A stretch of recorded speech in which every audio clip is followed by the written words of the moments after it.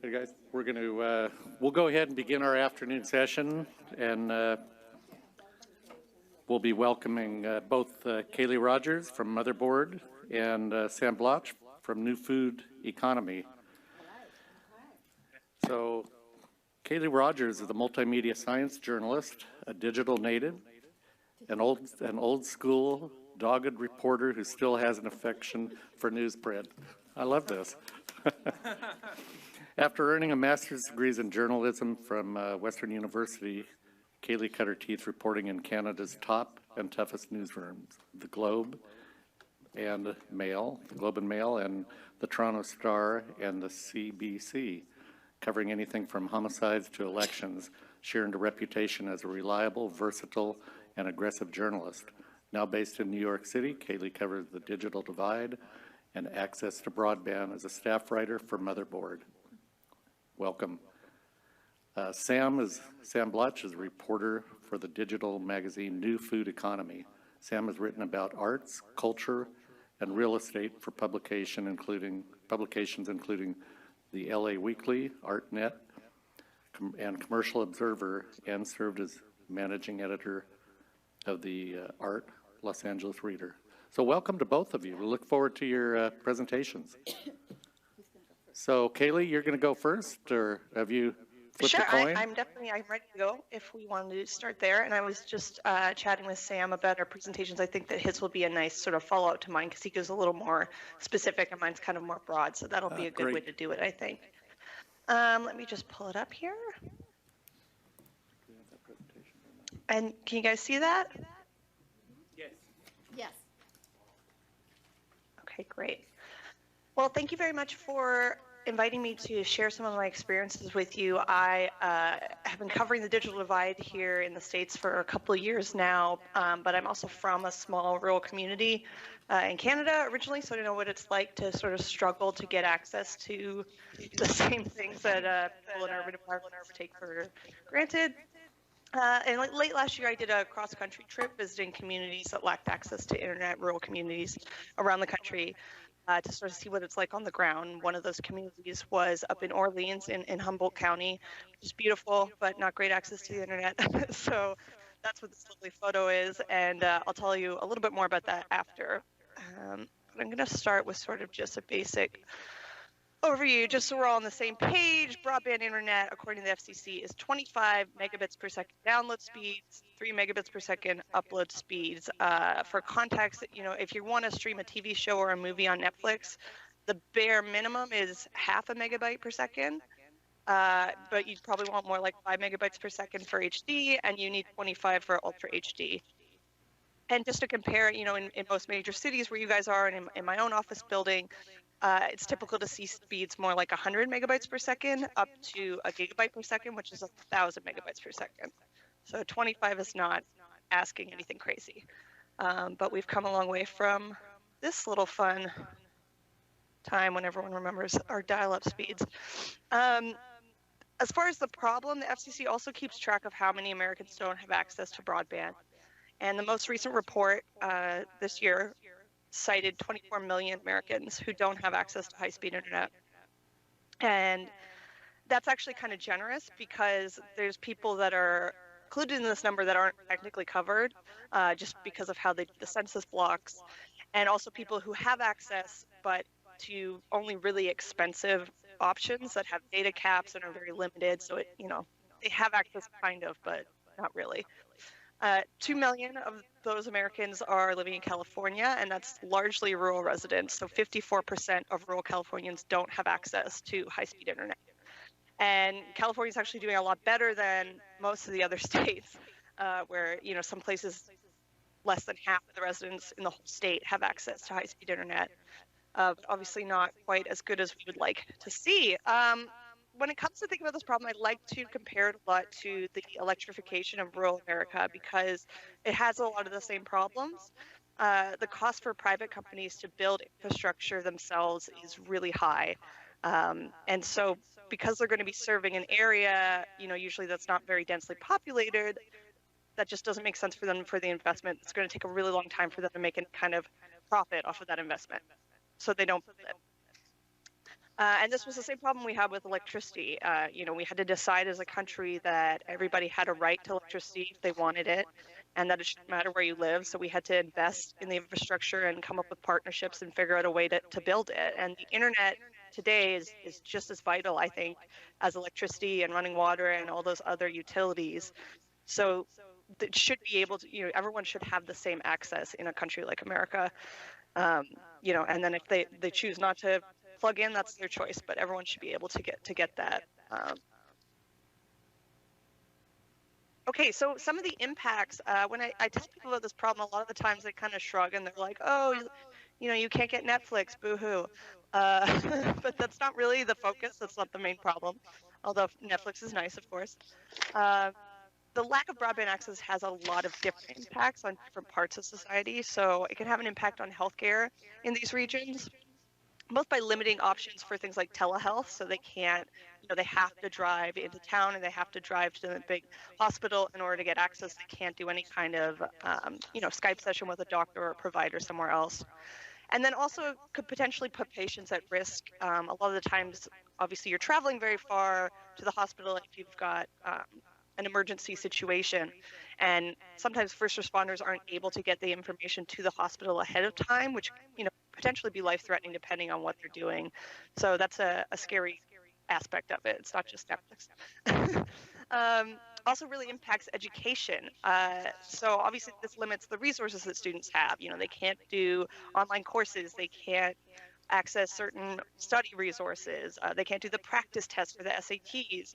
The FCC has found that 70% of teachers assign homework that requires access to high-speed internet. And about 65% of students say that they use the internet to do their homework, whether it's technically online or not.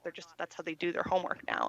And for a lot of these communities, I've heard stories from families that have to drive, 20 minutes into town to sit at McDonald's so their kid can use the free Wi-Fi and get their homework done. And it just really puts them at a disadvantage. And those are the lucky kids whose parents have the time and the car and the money to sit and let them do their homework every night in town. So it just really is limiting. And then also, of course, prevents them from building important digital skills that they would need in post-secondary or even in the modern workforce. They're not getting as much practice with that because they just don't have access. The economy and job creation, obviously, I know that a lot of areas that have been hit by changes in their economy. So when I was in West Virginia, for example, a lot of places where coal has since left the region, and those folks want to stay there and they would love to be able to be, like a customer service representative online for Google or Amazon or whoever, and they have the skills to do that, but they don't have the speeds to be able to do that. So they're just kind of locked out of all these opportunities that we have now, even though they're kind of the perfect people to do it because they're, living in beautiful places, the cost of living's low, and they can do these jobs from anywhere. And then last but obviously not least, since who I'm talking to here is farming, and Sam's going to talk a little bit more deeply about this, but I got into this beat because I used to cover agriculture, and this was a huge problem for a lot of farmers that I speak to. The biggest issue, as I see it, is that in order to take advantage of all the advances in technology that are available now for precision ag and just to help farmers keep tabs of everything, get all this data, they need to be able to upload and download that data. And so there's all these cool like gadgets and programs and sensors and things that are available, but if it's just sitting on a hard drive, like I've literally talked to farmers that have stacks of hard drives filled with data and they're like, it's useless to me. I might as well have it on paper because I can't get it up to the cloud-based software and analyze it and actually use it for my job. So that's very frustrating, especially as we make more advances and precision agriculture is becoming so much more important in order to keep our food system running. So what are our options? The technology has advanced pretty quickly, and we do have sort of a best case scenario, which is fiber to the premises. And that's where you're literally laying fiber optic cable in trenches all the way to every house. But that's very expensive, obviously. The last quote I got was $30,000 per mile to do this. And so you can imagine how quickly that adds up, especially when you're only hooking up one house every 100 miles or something. But there are other options that are kind of in between and can help bridge the gap between that. So fixed wireless is when you run a fiber to a tower that's at a high point close to the community, and then you beam that signal down to each home. You need a direct line of sight between the tower and the residents, which can get tricky, especially if it's a really mountainous or forested area. But this can sometimes help bridge that gap. And then there's also white space, which is using the old TV channels that have since gone digital. So those airways are not being used for anything, and we can transmit internet signals through that to spread it. And it's a little better than fixed wireless because it can go through trees and through hills to a certain extent. But this also has challenges. I talked to one community in Southern California where they've been trying to do this, but because the Mexican TV stations still use the old channels, there's some bleed over from the border, so that the Mexican TV signals are interfering, and there's always some kind of issue with every technology, but that can work in some situations. And I do really think, the more I've talked to experts on this and the more I've talked to communities about this, is that we're going to need a combination of different technologies, of public, of private funds to solve this problem, because it's not going to be one size fits all, unfortunately. That would make it easier, but it's not the way it's going to work. So combining all this stuff that we know and using the technology that's out there and working with private and public partnerships is going to be the best way to actually get everybody connected sooner rather than later. And then just to finish, this is Bo Donahue. He is the computer systems technician for the Carrick tribe up in Orleans that I talked to, and behind him is a tower that the tribe financed and built to bring internet to their village. So they were able to get a grant from the USDA, and they ran fiber from the next nearest town north there, all through the mountains, hanging from telephone poles and power lines and going underground when they could to get a fiber connection to Orleans. And then they hooked it up to towers that they put on the mountainside and on top of the water tower and anywhere that was a high enough point that they could then beam down into the town. And it's still not super fast. Their basic plan is only 1.4 megabits per second. Bits it's going to get up to 10. But it does, I think it's a really creative solution, and it shows that there are ways to sort of make these connections, and hopefully they'll be able to build up that infrastructure further and get even higher speeds and just really make it worthwhile, because these are people that love their community, love where they live, and they don't want to have to leave just because it's hard to get internet. So that was my presentation.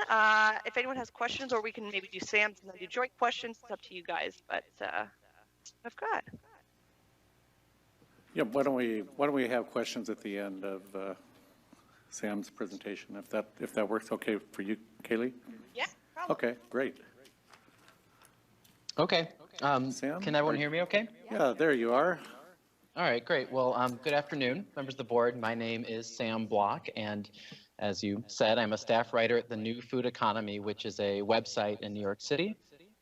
Just right off the bat, I want to thank President Don Cameron for inviting me to speak today about rural broadband, and also to Josh Eddy, the executive director, for facilitating my participation.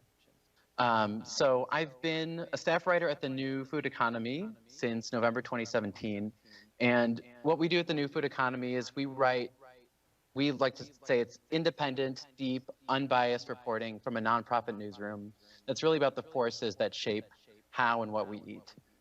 We don't really talk much about eating or the gustatory experience of food as much as we talk about everything that leads up to it. All the policies, all the different agendas, the stories around what it takes to basically bring things to your plate. So since joining the New Food Economy, I've written about a number of issues that sort of skin through food, whether that's the gig economy and food delivery services, or changes to the social safety net like SNAP, federal policy around meat inspection or produce inspection, racial equity in farming, and then, of course, most recently, rural broadband. So today, just briefly, I want to tell you a bit about what farmers have told me they need broadband for and how they rely on it, why it's been hard to bring broadband to them, and then finally some discrepancies between the data that's being reported about rural broadband coverage and what it's like on the ground, and what some of the consequences in terms of policymaking and funding are of those discrepancies. So I started reporting on rural broadband in December, just as the FCC was preparing to vote on the net neutrality repeal and reclassify the internet as an information service and not a telecommunication service. And I started talking to farmers, mostly in the Midwest, about how they thought that repeal might affect their lives. And what they basically told me is that the concerns that my colleagues or a lot of other publications had about throttling or slow speeds, that didn't really matter so much to them because as far as they were concerned, they were already paying exorbitant rates for slow speeds. I spoke to a soybean farmer named Jacob Reiki, who is in Renville County, Minnesota. I'm sorry, I didn't speak to any California farmers. I hope to change that soon.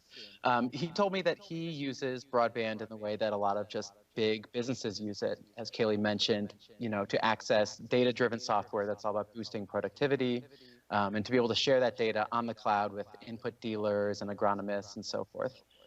When I talked to him, he had just come out of his hog barn, one of a few that he had on a 900-acre farm, and was telling me how much that he frequently watched the hogs on his phone with a live security camera feed that was wired through software that could really only be enabled through a pretty robust internet connection.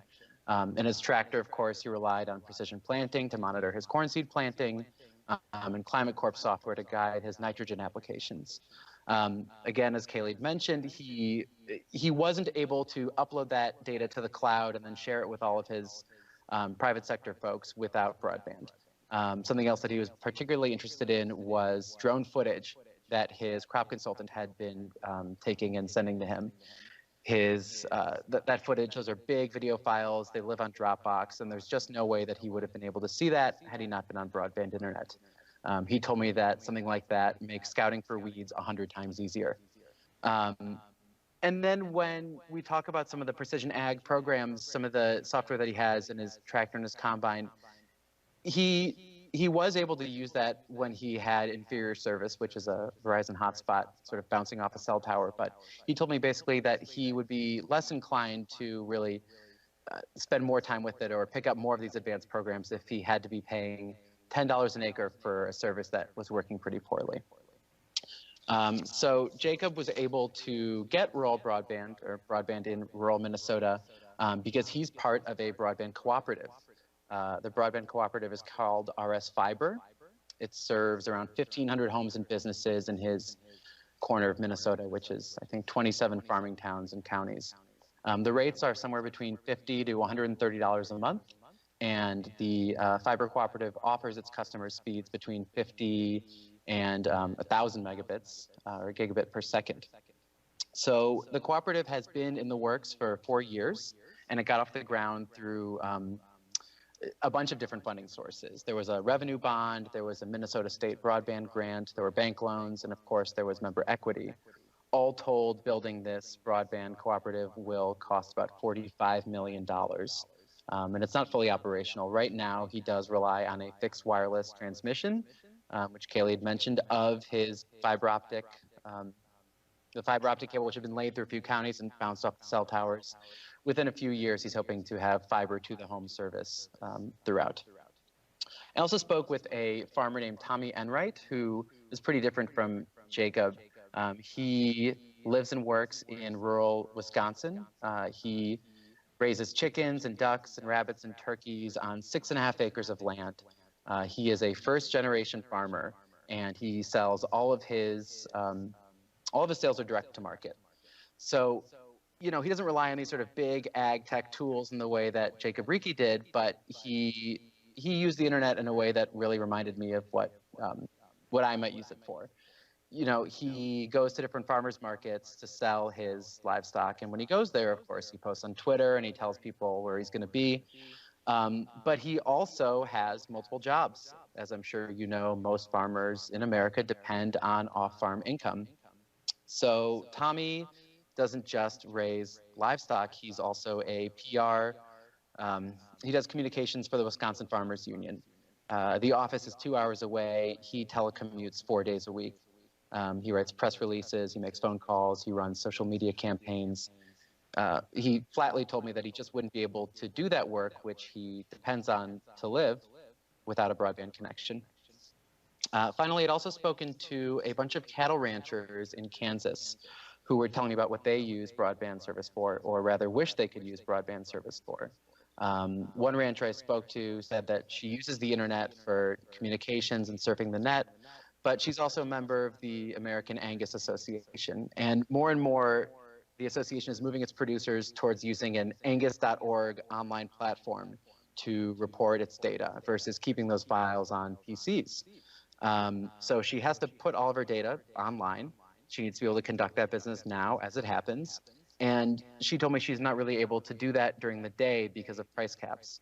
So the ideal time for her to upload a lot of this information is between midnight and 6 a.m.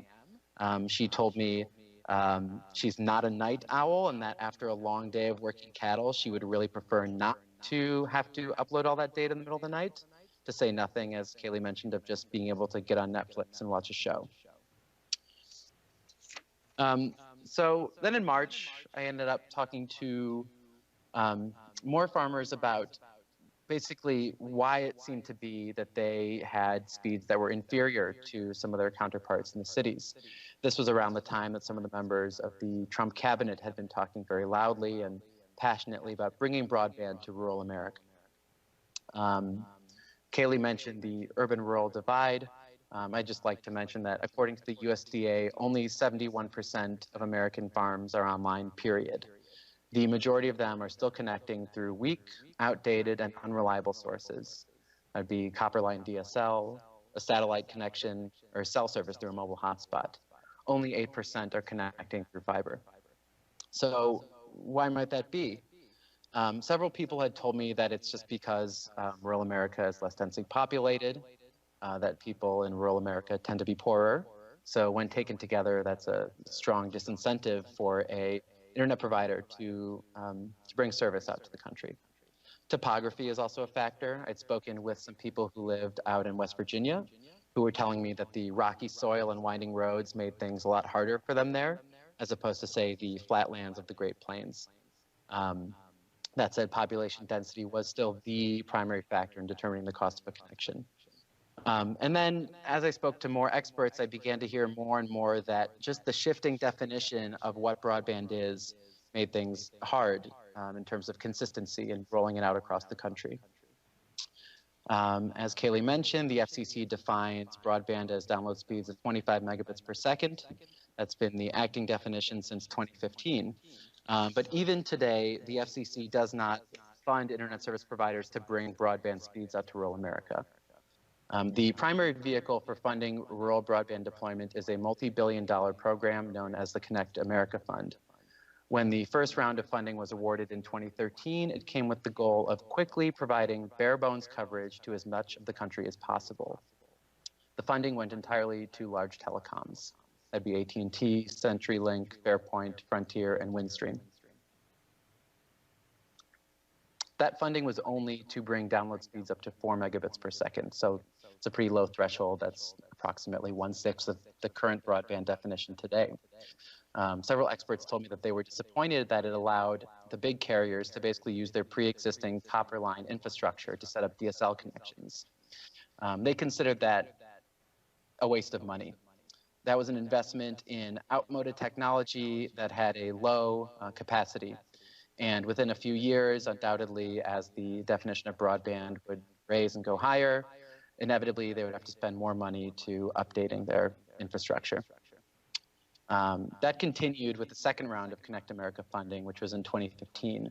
Now, by then, the FCC had upped its broadband requirements to about 10 megabits per second, which is still within the confines of a DSL connection.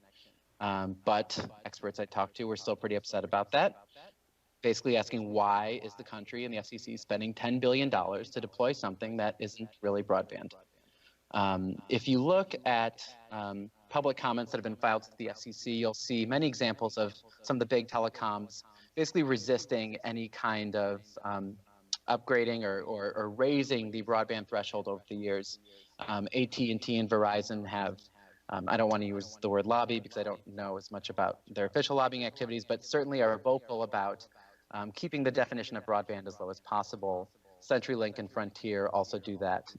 They've said 10 megabit service, which again is not the definition of broadband. A so-called minimum tier broadband is still too expensive for them, and it compromises their ability to provide low-cost options for poor Americans living in rural counties. So a few people I'd spoken to had said, well, our connections are a problem, but if we just had some competition, maybe things would get better. The issue with the way that the FCC doles out its money is that it's not in the business of subsidizing competition. Generally, it only provides funds for one provider in a service area.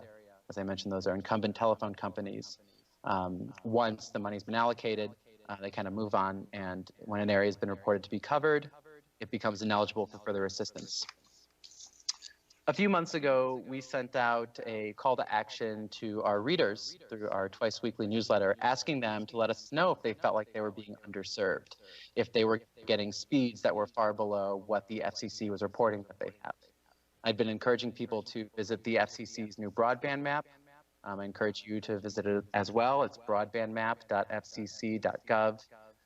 This is, I think, the biggest, flashiest refresh of public broadband data in a few years. It allows you to drop in your mailing address or your GPS coordinates to see, at least officially, what kind of coverage is available to you. Almost to a T, everyone I spoke to said that the coverage that was reported to them, to be available to them just wasn't the case on the ground. I mentioned West Virginia. I also spoke with folks in Kentucky who said that AT&T coverage was nowhere near 18 megabits per second. It was closer to 2 megabits per second. I spoke with people in Virginia who said that they did not have broadband speeds of 25 megabits per second. They had speeds of 7.5 megabits per second or 1 megabit per second. Uh-oh. Oh, no. I'm in I'm at a conference right now in Boston, and I'm in this room, and I asked them to find somewhere quiet for me, but I guess no one's in here, so this is so embarrassing. Give me a second. I'm just gonna go out and call and see if I can finish this up in there. Oh boy. That's okay, we can still hear you. Yeah, all right.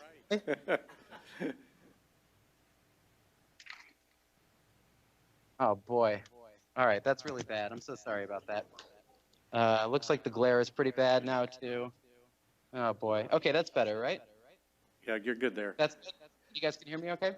Yeah, you're good. Okay, so I was just kind of blathering on about how people tell me their speeds are way low below what the FCC has. And the consequence of that isn't just that it abstracts what we know to be about the state of rural broadband coverage. There's actually very real policy consequences to it. This data is submitted through what's called the Form 477. I'm sure some of you have heard of this and are aware of it. Form 77 data does not include actual internet coverage, which is confidential and a trade secret. It instead is just what an internet service provider is reporting to be advertised to an area. So the point I'm trying to make here is that when a company like Verizon or AT&T says that they are giving broadband service to an area when it's not the case on the ground, they're effectively blocking off large parts of the country from receiving further federal support. And that was about all I wanted to say. So I'll turn it back over to you. Great, thank you both. Your presentations are really, really good and informative. We'll open it up to the board for questions.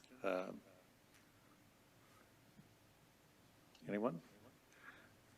Well, I'll tell you what, my question is, or not a question, but more of an observation. It seems like the technology, the end use products that we're seeing are requiring more bandwidth and more speed. And it just seems like the access in the field is just not, it's not keeping up with it anywhere, even close. I mean, my comments earlier today were, we're lucky to get 4 megabits per second where I farm, and, they advertise that, and we probably get quite a bit less. And matter of fact, I know we do. But do you see that the technology on one end really accelerating, and then just because that is available for people that do have fast or good broadband access, and just like the gap seems to be getting wider? So, just comment more than anything. Yeah, Joy, go ahead. You mentioned the definition of broadband as being very important for policy consequences. So who should define broadband? I'm not sure I know the answer to that question. I would assume, I think before the FCC had taken over, there was another federal agency that was in charge, the NTIA. I haven't really thought about that question before. I don't see why a federal agency shouldn't be in charge of defining broadband. I think the question is more about how resistant other companies are to deploying at that speeds, and whether or not that agency might have the teeth to sort of follow through on it. Kaylee, do you have any thoughts on that? Yeah, I think another part of the problem, the FCC has that general speed definition, but it doesn't break it down into how the service is provided. And so things like satellite internet is a very different experience than fiber to the home. Even if you are technically getting broadband speeds or close to broadband speeds, there's a lag because the signal has to go into orbit first and then come back.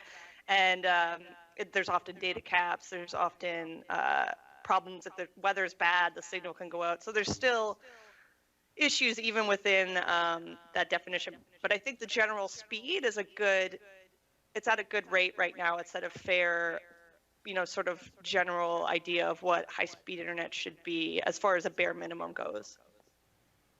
And then also, it seems to be a key problem is the inaccuracy of the maps. So what is a fix to that problem? Well, part of it would be not strictly relying on the private sector to report the maps, because obviously they have reasons to not, necessarily be as specific as we would hope to be. It can be tricky, but also just listening to the communities themselves. So one community that I visited just west of Ann Arbor, small rural area, but it's in the same census tract as Ann Arbor, so they're considered covered because Ann Arbor has great internet. They have tons of different options. They have super high speed, gigabit to the home, but you go outside of town 10 minutes and there's no options, or your option is a $500 a month satellite. That only gives you so many gigabits and then you go over.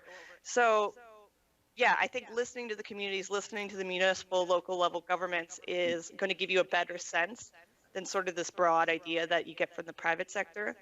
And then also, even with those maps, which are flawed, you can still see huge areas that, even with them kind of fudging the numbers and trying to make it look good, aren't served. So there's lots of places we can start with to sort of start building out infrastructure that's needed. Right, and I'll just add to that. I agree with what Kaylee's saying. Some, not solutions, but maybe Band-Aid type fixes that I've heard have included figuring out a way to kind of ground truth some of this data that's being reported. Maybe requiring some people in the private sector to actually report the speeds when they lay the fiber or they deploy the technology, as opposed to just advertising. Another, I guess not a Band-Aid, but in terms of the map and the data being collected, kind of fixing the possibilities that are out there. Sometimes when there are these auctions for federal funds, there are challenge processes by which a rival internet service provider can go out of their way to demonstrate and take speed tests to show that their advertised service is not what's actually out there. Hi, we had a discussion earlier with a representative from the rural counties of California that talked a lot about a kind of a challenge within California is communicating kind of the digital divide. And really, because of the large urban sectors that we have in California, understanding why they need to care about the connecting rural communities. And so both of you coming as reporters from New York City on the East Coast and talking to rural farmers, what were some of your kind of like takeaway observations to kind of help explain that challenge to the urban centers? I think having real stories to ground it in is helpful, and making that distinction between what everyone's first thought is like, oh, you can go on Facebook, so what, get over it, and showing them sort of what the actual practical issue is. You know, I tell people take it for granted, and then I tell them about, you know, people paying $500 a month for crappy satellite internet, and they still can't even get Netflix. Like that really grounds it, brings it home, because it's so much worse than you might imagine. And then the fact that there are areas where people literally don't have any internet. They're much smaller than they used to be, but there's places in this country where people can't get online at all. And so it's, I think, just having the stories and doing the actual practical details brings it home for people, because they realize what that would mean for them. Yeah. I guess to answer that question, I tend to think about just a lot of these farmers, I talk to them, I mean, it's, yes, the Netflix thing is important, and I tend to be pretty persuaded by that because I personally am very frustrated when my streaming stinks. But this is not just at home, this is their business as well. And they're really not able to do their job as well as people in other parts of the world, or even other parts of the country that have superior connections. And when we talk about the woes of rural America, or some of the problems around keeping jobs and keeping families on the farm and being able to generate sufficient income, I do tend to think about this argument that our businesses are hamstrung by the lack of broadband connections as a pretty compelling story and a pretty compelling argument. Bryce, go ahead. Hi, I'm not in the picture. I'm on the far left of this group here. I was just impressed on the example of the cooperative there in rural Minnesota, and I was wondering if that's common in rural America, and what the size? What's kind of a minimum size in order? I guess it's all about the finances and how you can spread that over. But what kind of range and size of cooperatives have you seen? Gosh, good question. I mean, all of the ones that I've spoken to, folks at the National Rural Electric Cooperative Association, and all of their members, I think, gosh, I really don't know the answer to that question. I think 27 counties and townships, that's a wide geographic area, but that seems to be within the wheelhouse. Yeah, I don't know the answer to that question. I'm sorry. And I would say, though, that co-ops are definitely one of the really good tools to use to close this gap, because they already have the infrastructure. People in the area understand it, they trust it, they know how it works, and it's a really good way. Often they only need a small amount of funding, and then they can make that back in a year or two and be completely self-sufficient. There was a great example in North Carolina of a town called Wilson, pretty small town. Then their local co-op decided to provide high-speed internet. So they had gigabit internet service in this little podunk town. And the next town over, Pine Tops, who also gets their electricity from the Wilson co-op, said, well, can you send it to us too? And they started to build it out. And then the big telecoms got involved. The state passed a bill that said you can't share, your internet outside of one town. And there's been movements like that in a few different places. In Colorado, they have a law that prohibits municipalities from doing their own kind of city-run internet, so it'd be city-owned, like a utility. And so in order for any town to actually do that, they have to first have a public vote that says, okay, we're going to reject the state law. So there's a lot of roadblocks that are put in the way, even for these solutions that seem like an easy, good answer. And these are towns where a lot of the big incumbent telecoms don't want to go because they're not going to make any money. So I'm not sure why they're fighting so hard to not let someone else do it, but that seems to be the case a lot of the time. Sam, I thought you gave some really good examples of why farmers would need that, but you didn't really put out two that I thought you might reference: fantasy football and online poker as a augment to the eBay. For sure, I could live in a community. Any thoughts on that, Sam?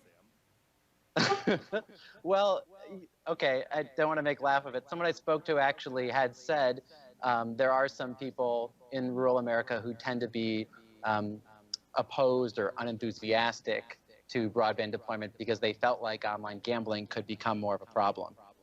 I didn't really go down that route, but I mean that's an issue that I'm sensitive to. I mean, in terms of the fantasy football thing, I mean, they're just stats. I mean, you're not watching any video. You don't really need broadband to do that, do you? I had a question for you two, but also maybe just for my colleagues on the board.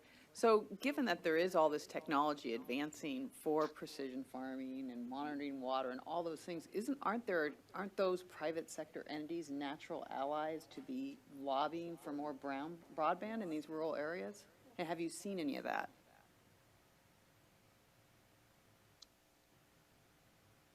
That's not an area that I've looked into, so I'm not sure I can comment on that. I do know that when I'd spoken to the farmer in rural Minnesota, he had mentioned that, you know, when he was relying on a Verizon hotspot, the software still worked. He wasn't able on his side to use it the best of his abilities, but he could still use precision planting. He could still use Climate Corp software. What I kind of take away from that is that if you are one of those precision ag companies that uses that software, maybe you don't necessarily need broadband for it to work. But again, that's not an area that I've looked into closely. That would be my concern as well, but I think that they might be a good area to check with, because the telecom companies are not an ally in this fight. So. Well, first of all, I just want to say that the telecommunications firms can become our allies should they so choose, which I think we should continue to urge. But I think you raise a really great point. Where's John Deere? I think what we need is a white knight. Google has invested $1 gazillion in Mexico. Now, I understand that what they're banking on is that there will be this big population that will be using their products. So it's an investment that they must feel will be remunerated at some time. But I think what we are, and I understand the community role, but in Sonoma County, we have homeowners associations. It's taken them 6 years to light 100 homes on a road called Joy Road. Well, it finally, are they lit? Okay, finally. 500 homes, okay. And so I understand that's like the school districts. And so I really want to amend my statement there. But I just think that that's a hard road to hoe. And I think that in keeping Secretary Ross with your statement, we want to go bold. And at lunch, I was saying that we have an opportunity with the environmental summit in September to really do something big. And to me, that big thing would be to form a coalition. We can't get it done by September, I don't think. But we could form a coalition, and it should include calling all angels. Come on in. So I think, Ashley, you're right. You're onto something. We need to look outside the box for who can help contribute. And John Deere's an interesting idea. They recently opened an office in San Francisco, so they're.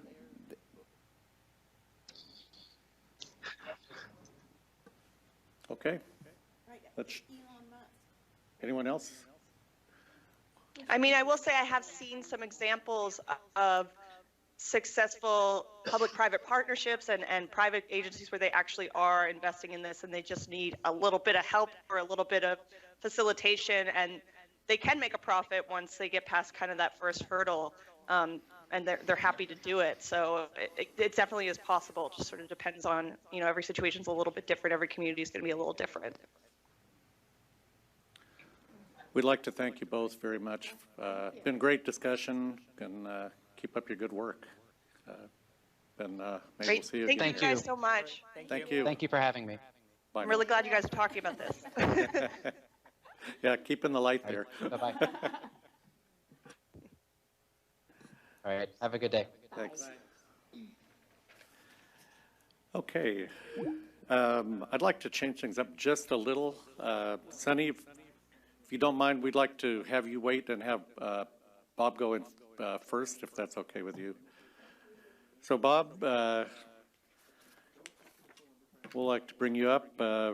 Robert Gore is a senior advisor with the Gualco Group, providing issue management and representation in a variety of sectors, including natural resources. Bob has a deep knowledge of California policy, serving a variety of positions within the public and private sector. Bob is also co-founder of the AgTech Roundtable, a pro bono convening of ag representatives, tech developers, educators, and regulatory executives. So welcome, Bob.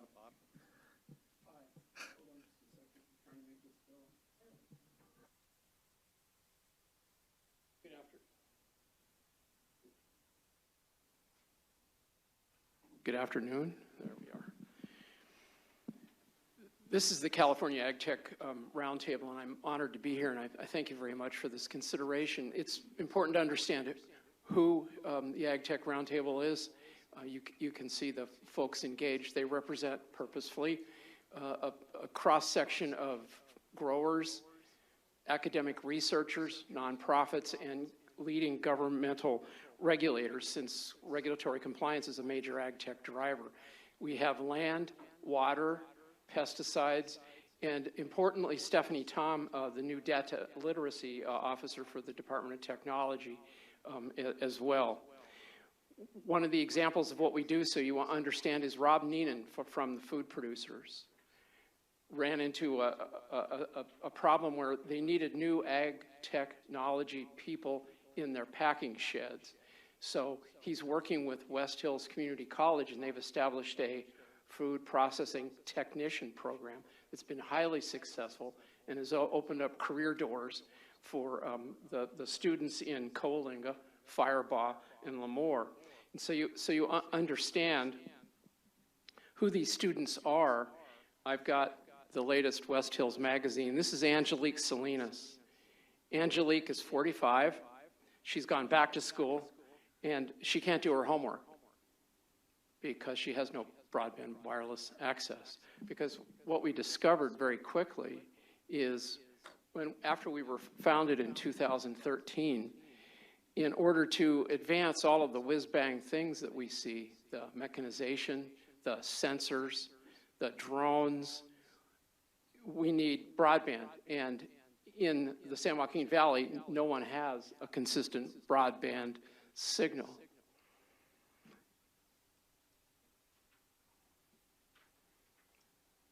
What we've done is started a partnership with West Hills. We serve the 4 largest ag counties. The student population is 80% disadvantaged, and they have a record of aggressive innovation. Right now they have a $20 million grant from the Obama administration's Department of Labor. They've put together a 13-campus consortium all across the valley, and they can change CTE curriculum in a matter of weeks to adjust to circumstances. And they also have $4 million in grants from the California Department of Finance to assist with this. We're also working with the California Endowment to forward healthcare curriculum, but that's another story. Now, ag tech.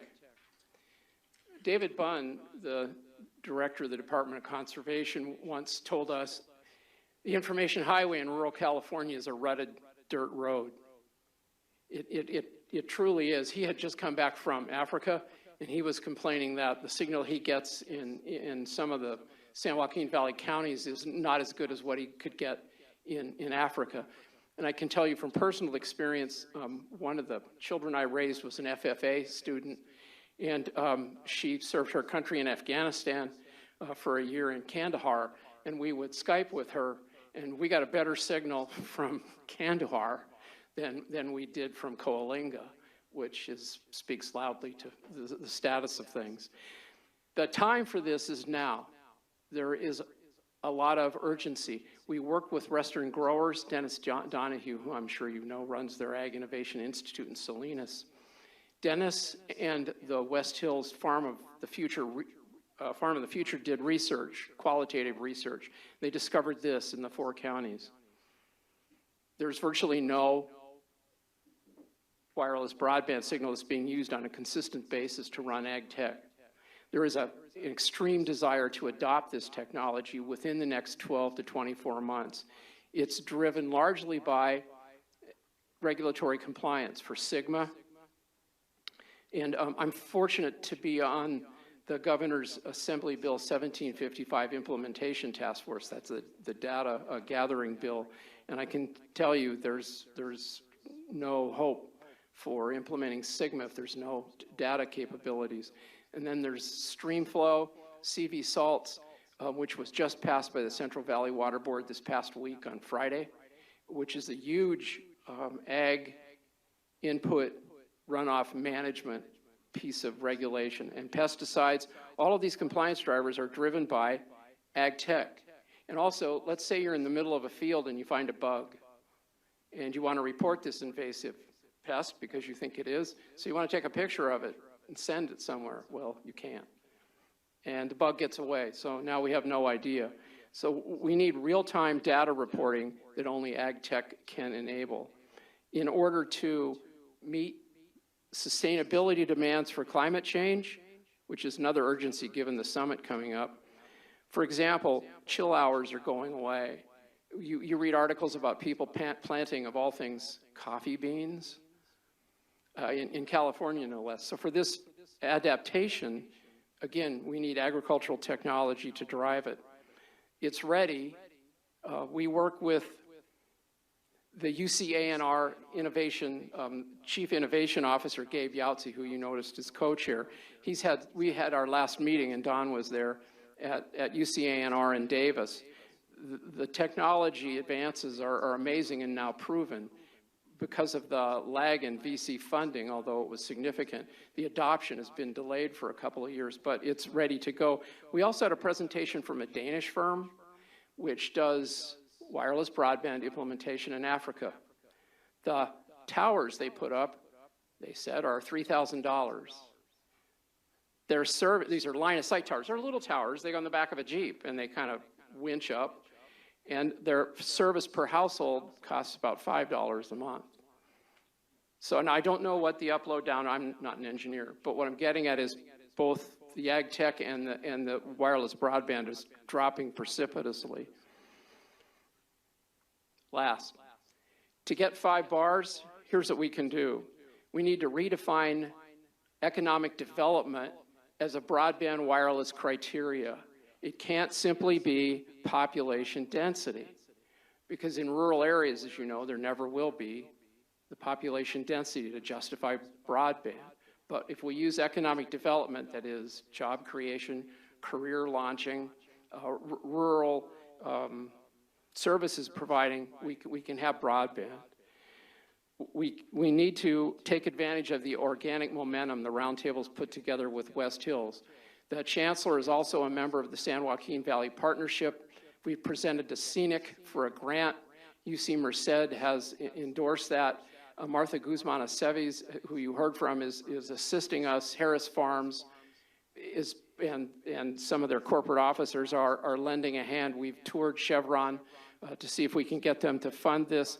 But the next step is, and I would challenge this board, like Joy mentioned, and the secretary, to be a leader.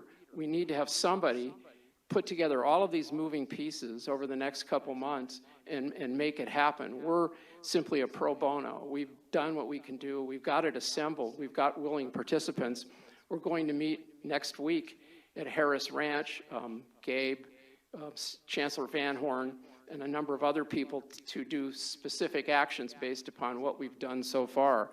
So we're ready to pivot and achieve a broadband pilot for the west side of the valley, but we need some assistance from the Department of Food and Agriculture. We're ready to go to work, and I'm pleased to answer any questions. Thank you. Thank you, Bob. Do we have any questions for Bob? So, how do you see our board working to help you out or moving this forward? With Robert Say and some others participating in this, we've got a good universe of familiar players, but if we had somebody from CDFA as a liaison among CPUC, And perhaps, and I've spoken to Assemblymember Caballero about reviving her farm bill to focus on ag tech, and that may indeed happen. Somebody from CDFA to coordinate this and especially assist with putting together the funding. Scenic may come through, USDA may come through, but we need somebody to keep knocking on foreheads and urging this to happen. There are careers at stake in the nation's 4 leading ag counties if we can achieve this. Right, Nancy? Could you talk a little more about the June meeting at Harris? The June 14 and 15, the evening of the 14th and the morning of the 15th, Chancellor Van Horn, Gabe Yahtzee, and 4 or 5 other people. We had a meeting at UCANR in March, and we have several tasks that we've started, and we're going to circle up and see who's completed them and where we go next. It's simply a working group meeting.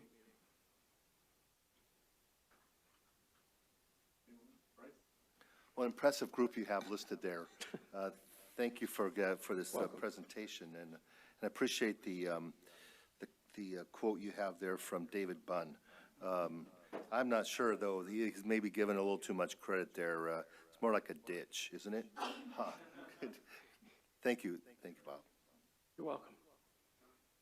Yep, go ahead, Don. Bob, thanks for the presentation.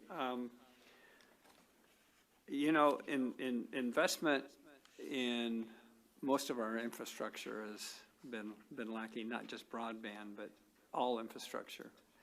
And but in order for the rural areas to communicate and engage in the world, you know, broadband has become extremely important. But how do you convey that to the legislature or to Congress? Because the seed money for a lot of this is going to be grants and or loan appropriation type dollars that are out there. And, you know, it gets talked about and it gets talked about, but the money that's necessary, I think the seed money, is not significant enough to push this. So what do we have to do? My friend Kim Belshea, the old HHS secretary, had a phrase for it. She used to say, find a smarty pants person. And we're all leaning in. You've heard it. USDA has some money. CPUC has access to some money. There is the Internet Now for All Act. There are a lot of pieces.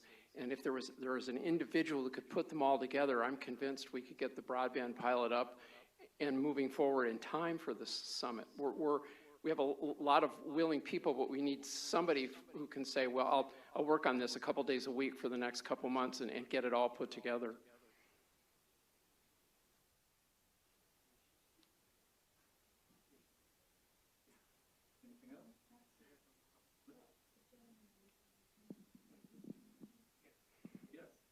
Oh, and AT&T, by the way, since you mentioned that, participates in the roundtable. They've been at the last 2 or 3 meetings, and they've been informative, but not particularly helpful. Yes, go ahead. I'm well aware.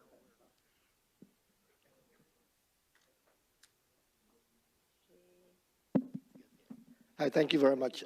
I'm Eric Battenbackel from AT&T, and one of the purpose for my being here today is to understand the needs and the priorities in our rural communities. And so if I may ask Bob a question, because I wouldn't want to walk away with the wrong assumptions on my part. I think part of what I heard, well, I need to explain that I think we need to be very clear in terms of the difference between the technology platforms. So we have fixed wireline broadband, we have fixed wireless broadband, and we have mobile wireless broadband. The distinction needs to be very clear.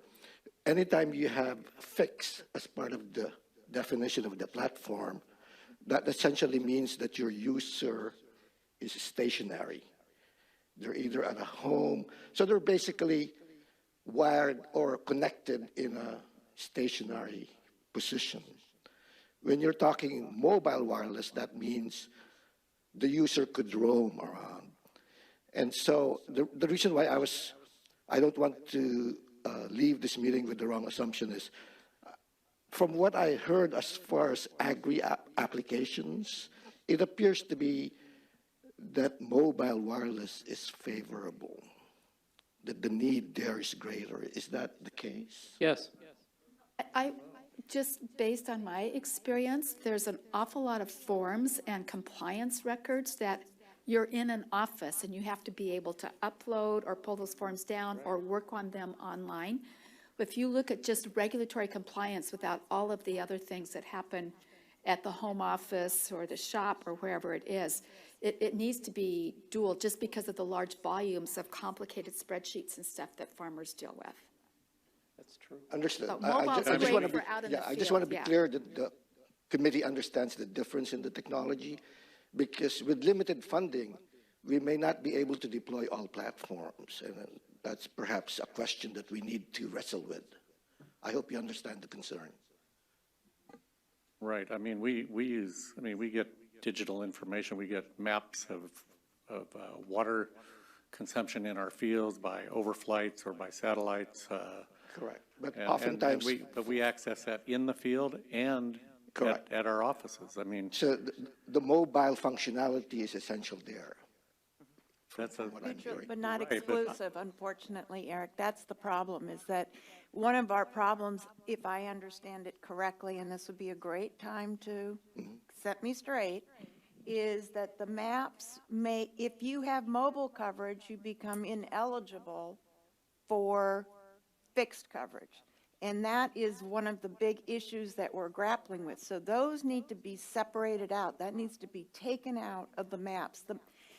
If I were to pick one thing to do, it would be to have accurate maps.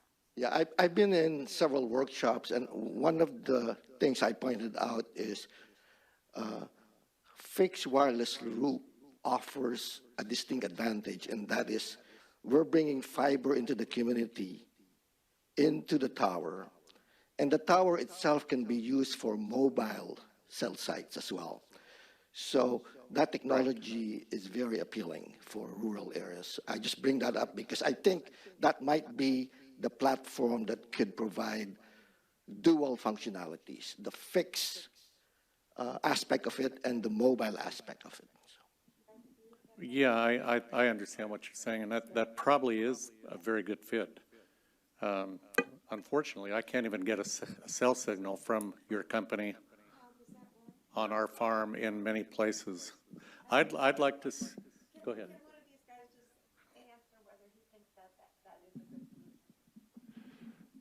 The only issue with, rural areas like... Could you give us your name and... Sorry, Calvin Sandine from the Sonoma County Economic Development Board and Assistant Manager of the North Bay North Coast Broadband Consortium.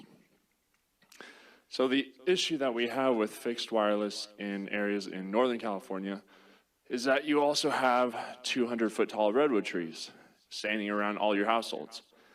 And with, for example, I live in Forestville, and we do not have access to fixed wireless. Reason being is because you can put an antenna on your house, but it won't penetrate the water in the redwood trees. So we rely solely on satellite service. I'm about to cancel my satellite service because it's $100 a month, has data caps, and I'm just going to use my phone as a hotspot. But that can't do streaming, that can't do ag tech, that can't do nothing. Can't do telemedicine. With the wildfires, we had the wildfires 10 miles away from our house, and we weren't even notified. I was notified by our landline, right?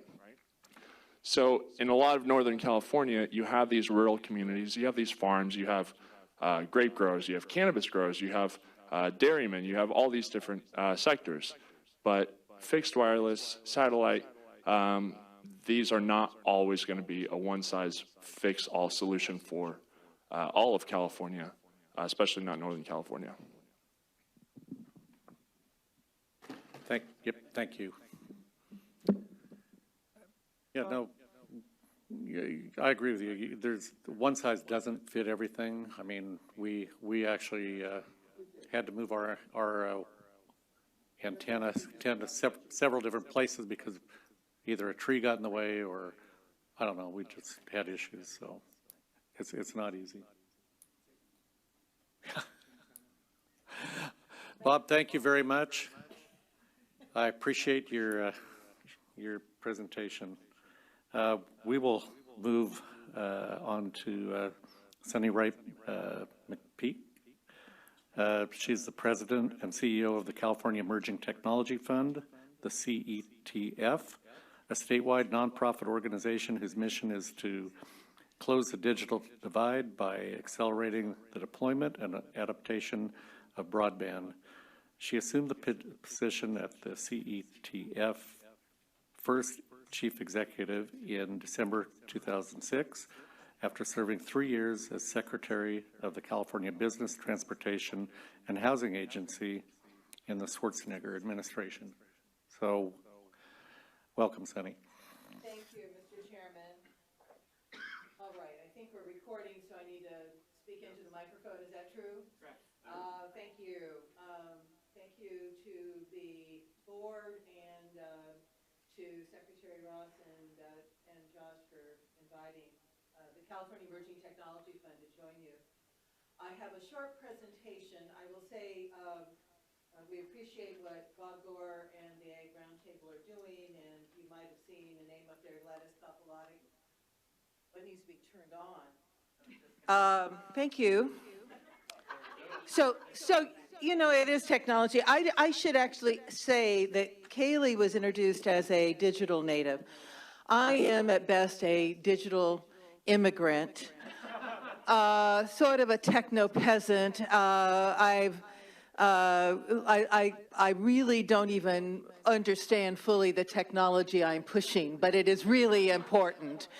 Okay, so that I get, and I should even introduce my background. Looking at Mr. Gallo, he knows very well. I grew up in rural Merced County, 6 miles out of Livingston, about a half a mile from his family, and so I know rural California, and have had the benefit of working with many of these gentlemen, Bryce and Don, over the years with water. So Secretary Ross on a lot of other things. The California Emerging Technology Fund is actually, let's see now if I can figure out this technology to even advance it. The button is down. That would be helpful. Thank you, Bob. As I was explaining to the chairman and Frank at lunch, and by the way, it was great that all of you shared your lunch with me. I mean, thank you, Joy and Don and Frank. I got a full lunch. It was like, you know, Sunday dinner on the farm when family dropped in and you never unannounced, and you would just figure out how to, you know, share the food. It was wonderful.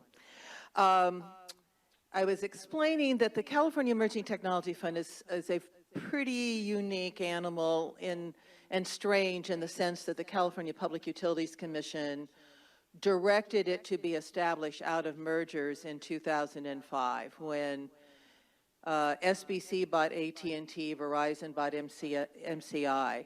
We plan to go out of business in a decade, and what I was circulating are 2 hard copies of the decade report. It's all online, and it is, you know, our best compilation of what's the nature of the challenge for getting everyone online in California and what's still left to be done. We are operating another 5 years, actually 4 more, because we did participate ultimately as a legal party in other corporate consolidations, secured public benefits that those companies are fulfilling, and part of that was funding to extend CETF for another 5 years. So we have the goal to accelerate the deployment of broadband infrastructure and the use of it i.e. closing the digital divide. And the conundrum is you have to have the access to the technology. It has to exist, but you also have to know how to use it. And so we, on the deployment side, work in all of the most rural and remote communities in California. I knew where Orleans is. I've been there. I was there getting money for the Karuk from USDA. And we then work in the poorest neighborhoods, urban and rural, to get to the adoption.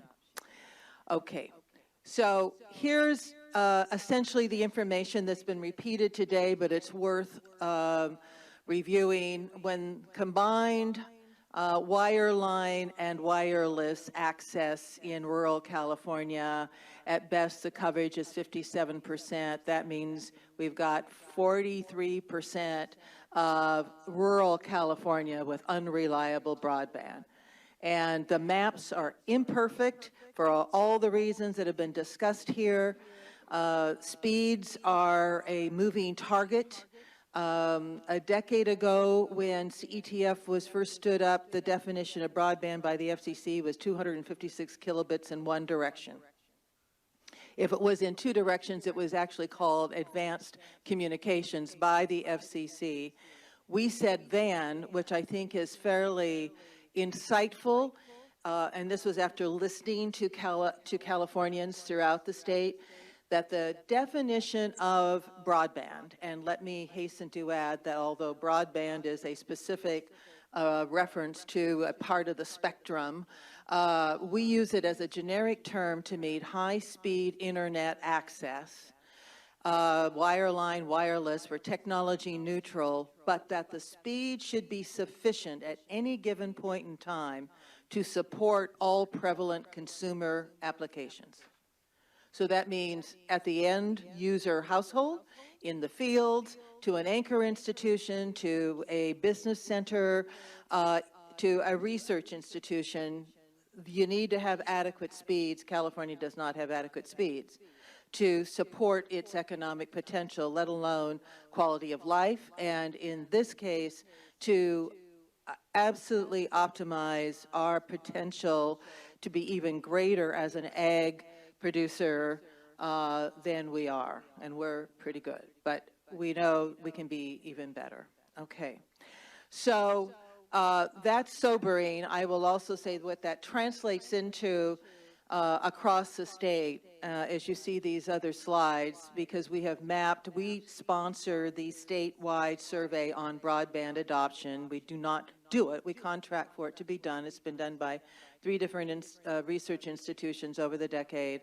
The brown bar is where we started in 2008, and the golden is where we are today.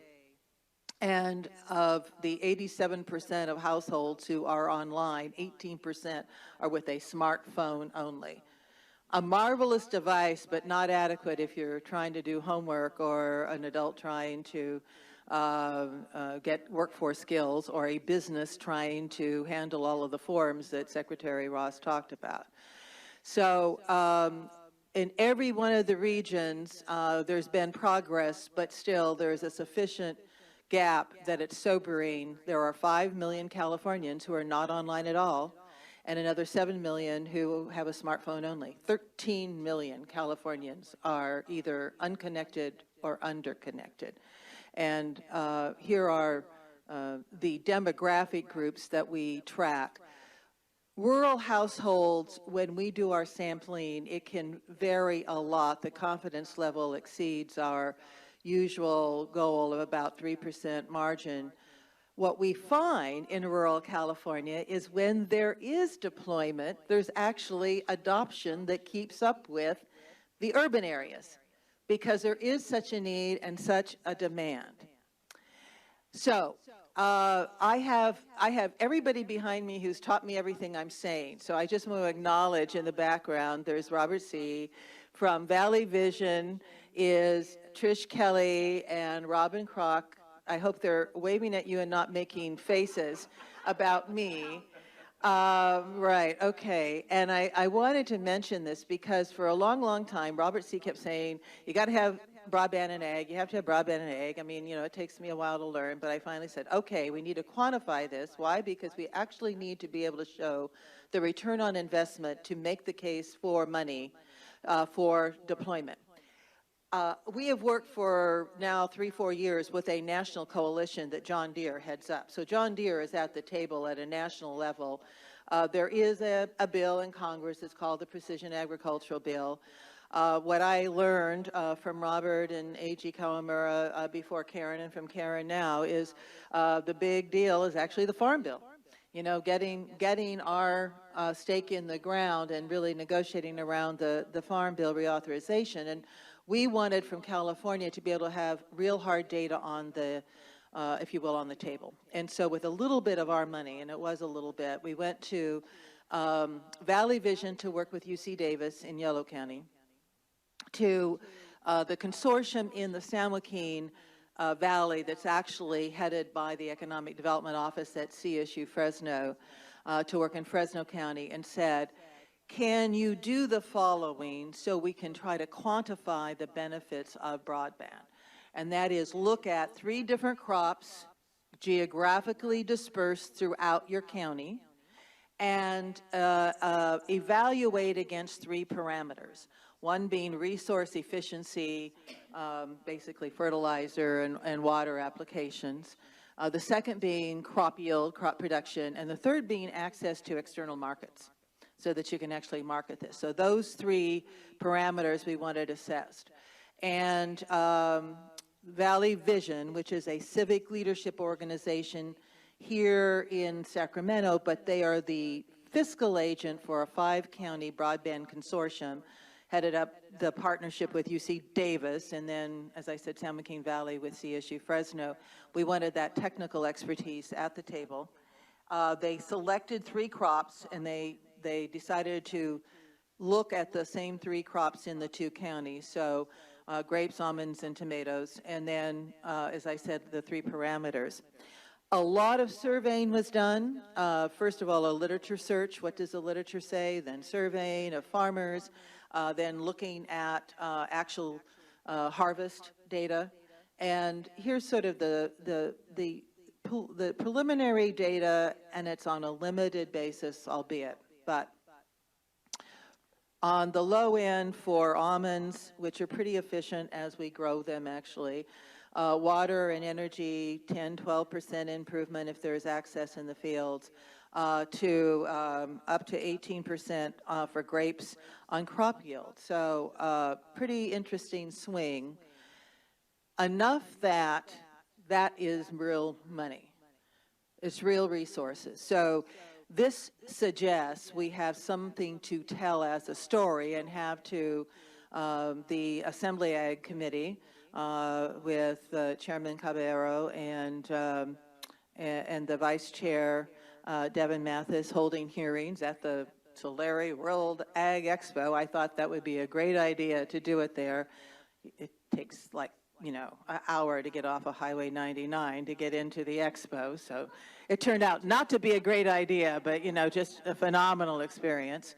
And then we really want to encourage the legislature to take a look at that data and do something more. So here's where I'm going.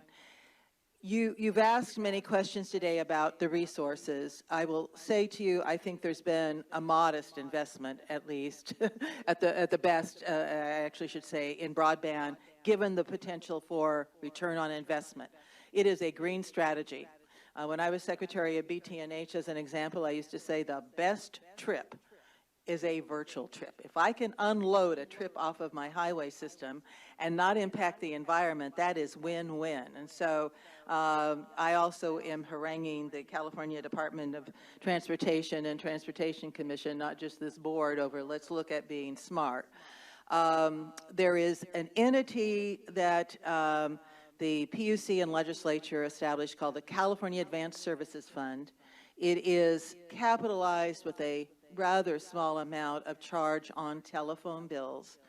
And in the last 9 years, it there was 4 different authorizations by the legislature to put $315 million into CASF. This last year, CETF was the sponsor of the Internet for All Now Act, AB 1665.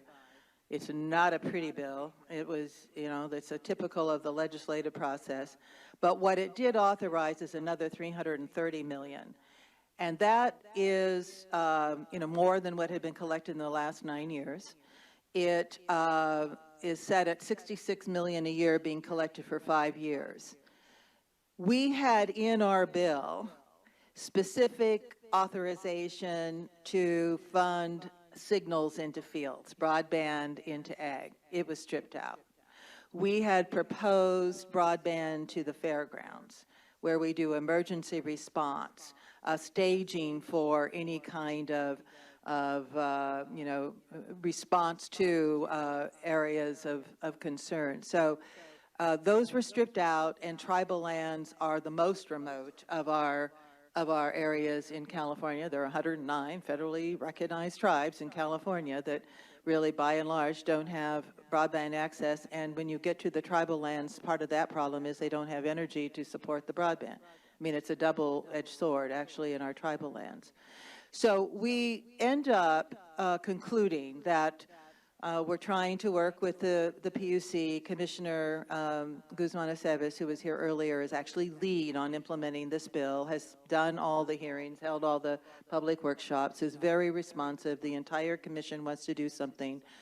So there is, I think, a great opportunity for the Food and Ag Board to weigh in to the PUC in a formal communication saying this is essential in your role in formulating policy and deploying broadband or implementing AB 1665. We want you to pay attention to ag. There is a California Broadband Council that is chaired by Amy Tong, the Chief Information Officer for the state of California, head of the Department of Technology. She is leading an effort before this administration concludes their work on setting goals for California. There should be a bold statement that we absolutely have to have adequate broadband in rural California and to support ag. Nationally, the definition of what is rural does not help California. It is based on a Midwest pattern of growing grains as opposed to high-value crops that might be in communities that are less than or closer than 50 miles apart. I mean, we get aced out of a whole lot of grants because our agricultural communities where people live actually are closer than 50 miles apart. So I'm just absolutely delighted that you are taking this opportunity to have this discussion. I want to again reference, I drank the Kool-Aid from Robert C.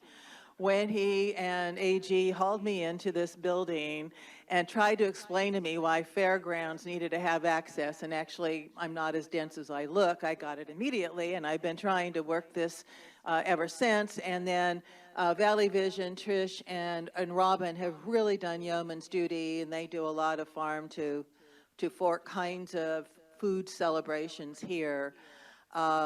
This is just an incredibly important time for you to be engaging in this topic. So thank you for listening. A question. Thank you very much. We'll go ahead and open up to questions. So, Sunny, do we need to be weighing in with the FCC and the PUC, or right now would you prioritize that we focus our efforts in getting something into the PUC? I would prioritize on the PUC, Secretary. I think it is important to continue to put on the record at the FCC our position. They all know us. I know all four, well, the four of them. The fifth, the new one that's just taking Commissioner Clyburn's place will have to meet. You know, Chairman Pai is from Kansas. His chief of staff is from California. Generally, they've been pretty responsive. They're in a different mode, but the bureau folks at the FCC stay there administration after administration and should be educated by California.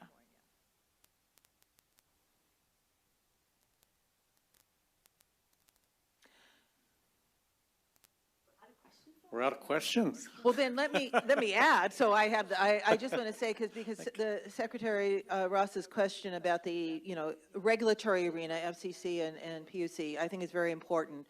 In AB 1665, we did establish that it was the responsibility of the PUC to get to 98% deployment in every region. I mean, there had not been, if you will, an established responsibility who was supposed to get there. Historically, that program has been run as a passive grants program as opposed to, if our goal is 98% and we have to do that in this region, let's get everybody around that table and figure it out from the perspective of what gets us there and what is the best way to do that. What can AT&T bring to the table? How much do they want to do?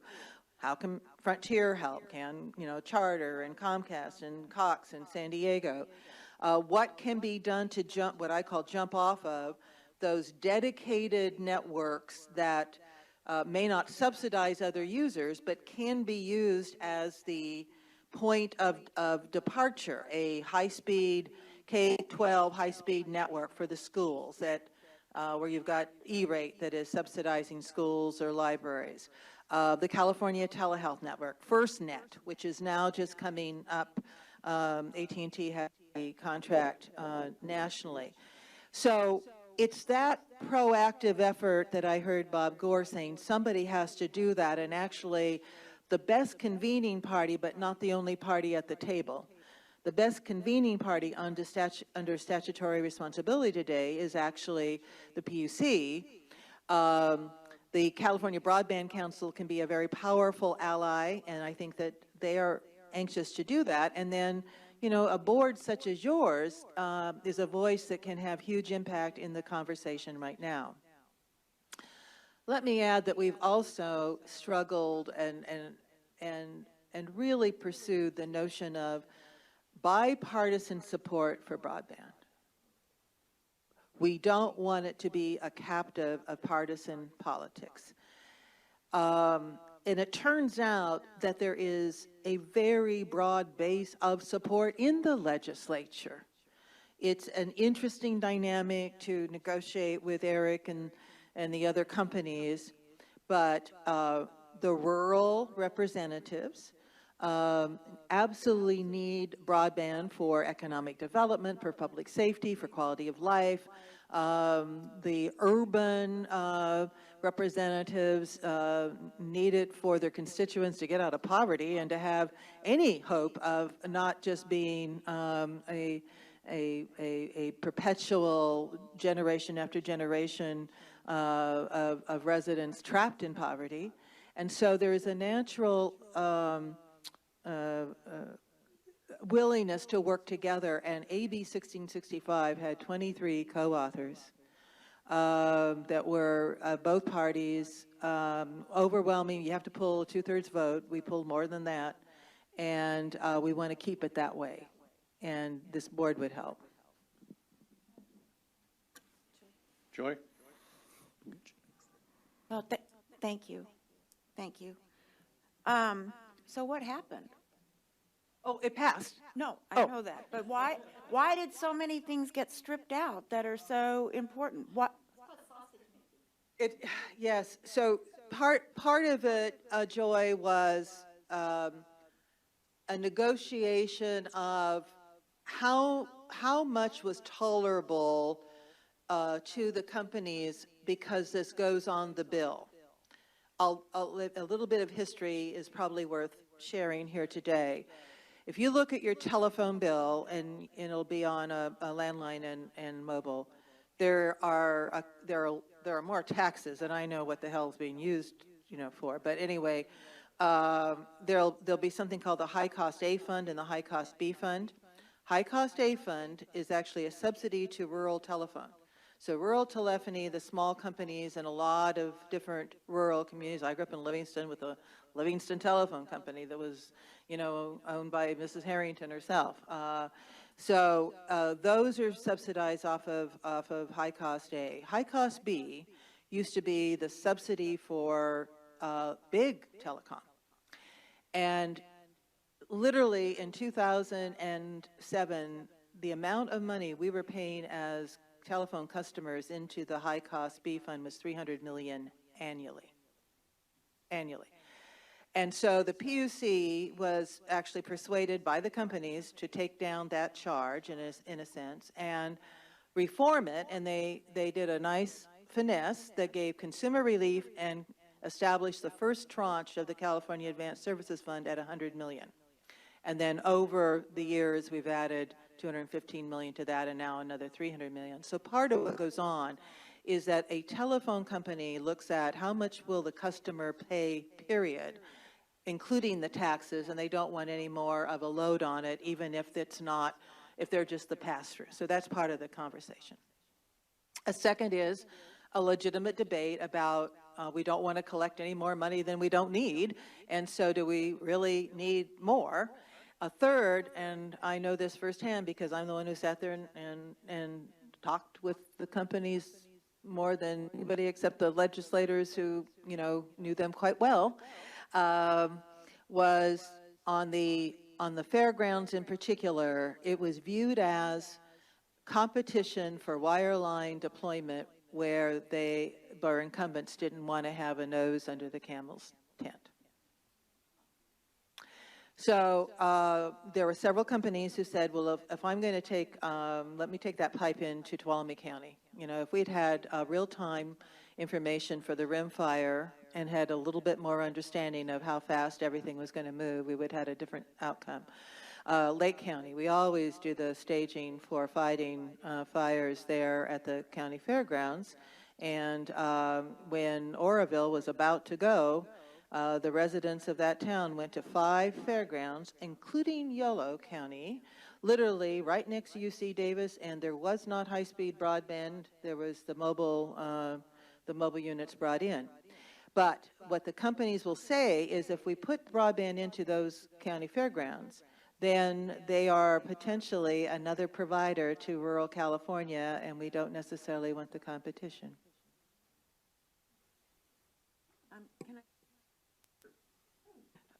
So, what can we do to get broadband at the fairgrounds as a public safety issue? I think there has been a lot of sympathy from the Office of Emergency Services. The governor's office recognizes it. I think the PUC does, particularly after our latest round of wildfires. I think that I will be repeating myself, but for this board to formally communicate, this is a public safety issue. It is essential that we have this ability for emergency response in the public safety realm. We want to have, we want to engage with the administration in figuring out how do we actually make this a priority going forward. And to get that recognized over at the California Broadband Council in their long-term goals that they're going to submit to Governor Brown and to the legislature before this administration is out of office. Other than the PUC, is there another path of funding? There always could be a new program established out of the general fund, a new fear tax established. I don't see those as actually very viable. So the easiest way, actually, as we have seen it and tried to analyze the dynamics, are to get this California Advanced Services Fund to be adequately capitalized. If, for example, this is 5 years at $66 million, it would be a relatively painless way to go to say we want it extended for another 5 years. So each year, 6 through 10, is not any more of a hit on the consumer, but it provides the authority against which we can finance, bond, do a whole lot of things. And you say the priority shall be, and if you read our decade report, I end it with, tribal lands, ag, and fairgrounds should be a specific target of this next tranche of money. That would be huge to actually be a complement to the existing pot? Sorry to be so dense. You're talking about the 66 million per year for 5 years on top of the 1665, 330 million. I am, for years 6 through 10, Joy. So that doubles the pot, if you will, and recognizing in that, which I think if this board were weighing in with the new data that we have on ag and how important it is for ag, if this board is weighing in, as would maybe OES, who also sits on the California Broadband Council, the experience of the wildfires in 2017 was a very sobering reminder of what we need to do. That there could be a new conversation in the legislature, notwithstanding the fierce opposition we faced from industry doing this. Okay.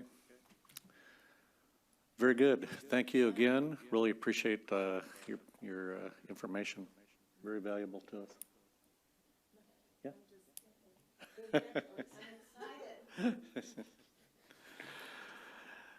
So that wraps up our presentations for the day. We're going to move on to other business.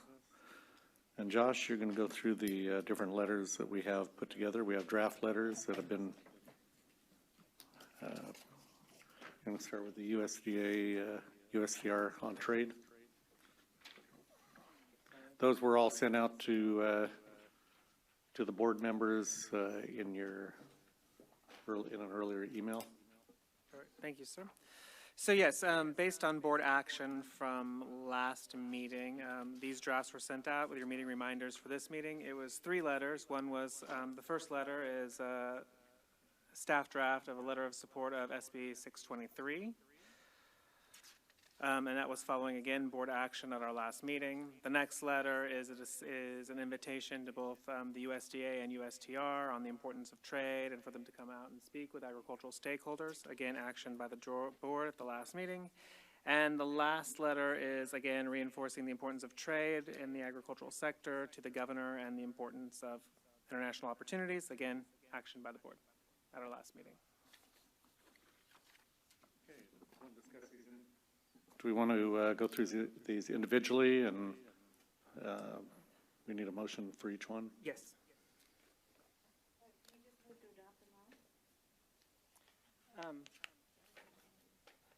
Yeah. If you'd like to make that motion. Nobody wants to wordsmith my committee. You want some words? Please no.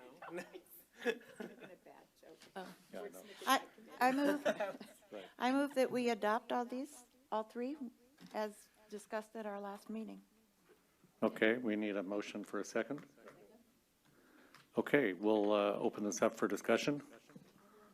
Any discussion? Bryce. You know, I would speak to the first letter, SB 623, and I would not speak to the other ones. I have no objection. I would just say I support the intent of SB 623. Every Californian should have access to safe, reliable drinking water, and I am reluctant to want to support from CDFA from my position on the board, ag telling urban that they should pay a water hookup fee. And I understand the goal, but I would just say I don't want to create a situation where ag and urban begin to say who should be funding this and how it should be funded. Ag has agreed to the fertilizer tax. I do not believe there's very many folks from urban who have agreed to the water hookup, the urban water hookup. So I appreciate those comments, but I think you need to distinguish urban and urban water districts who are speaking for all of urban, while public polling shows very different information. This is a proposal that's been in the works for 2 years. It's a proposal that's been put forward as part of the budget by Governor Brown, and his administration supports it. And it is, I would encourage you to read the Sacramento Bee editorial that came out this afternoon as a result of the front page coverage about this issue and all the places that it's occurring throughout California. That was in Sunday's Bee, and to the op-ed that was written by the chairman of the State Water Resources Control Board, Felicia Marcus, and myself. This is not an exception to the rule. Your utility bills carry small fees on them for things like internet service and cell phones and assistance to low-income homes for heating fuels. I have no argument with that. I really have an argument with that. What I am concerned about is if it's ag telling urban. Is ag telling urban, and is this group telling urban? It is not. It's not telling anyone. It's a proposal that the governor, who appointed all of us, put forward in the trailer bill, and it's going through the conversation at the legislature now. It's not telling anyone anything. It has worked hard to create agreements in all the places that they possibly can. I would encourage you to look at the most unusual coalition of environmental justice, faith community, labor unions, rural counties, the California State Association of Counties, who have also weighed in on this. No one's telling anyone. It is a proposal that's been put forward with a lot of work by a lot of very unusual allies. I want to commend those groups, and I am impressed with that coalition. And I think that coalition can do an awful lot of wonderful things together for California. My greatest concern is that this would potentially propel a water tax back to agriculture. And it's not in this SB 623, but if it was foreseen that ag supported a water tax to urban, and then a water tax should come back to ag. But Karen, or Secretary Ross, the things you've mentioned, I acknowledge and am impressed with, and do not take exception to the things you've brought up. Ashley? Just a couple of things just to clarify too, because my understanding is what this fund will fund is clean drinking water in both rural and urban communities. It's not necessarily rural telling urban what to do. It's supposed to address clean drinking water for all citizens in California. So that's one thing. And then second, if you could clarify, Karen, my understanding is ag has agreed to the mill fee on fertilizer, but that is dependent on also having the water agency fee as well. And if this doesn't pass, does the fertilizer fee still go forward? Yeah, well, if it doesn't pass, it won't go forward. So it's an acknowledgement that there are a number of contaminants that are the issue. It is not just a rural issue. Too many people have tried to simplify this as being merely nitrates in groundwater in a few rural areas, and it absolutely is not. It's about a number of compounds that are impacting the ability for residents to have safe drinking water, especially in small, unincorporated areas, including some that sit inside of urban boundaries. And so it will take more than, and we found this in the Valley already, when you have funding to do cleanup on nitrates, arsenic is the compound that prevents you from being able to do that full service. So only putting forward an ag solution does not take care of the problems. It takes care of less than a third of the problems, and many of those have other naturally occurring issues that prevent it from being a full solution. So this is about having funding for the ongoing operations and maintenance. There are bond dollars that provide capital to bring systems up to code, but if you don't have ongoing operations and maintenance, and bond dollars cannot do that, the revolving loan fund does not do that. In fact, they're precluded from funding that. This is a way of getting at the other piece of the problem that has been with us for 25 years.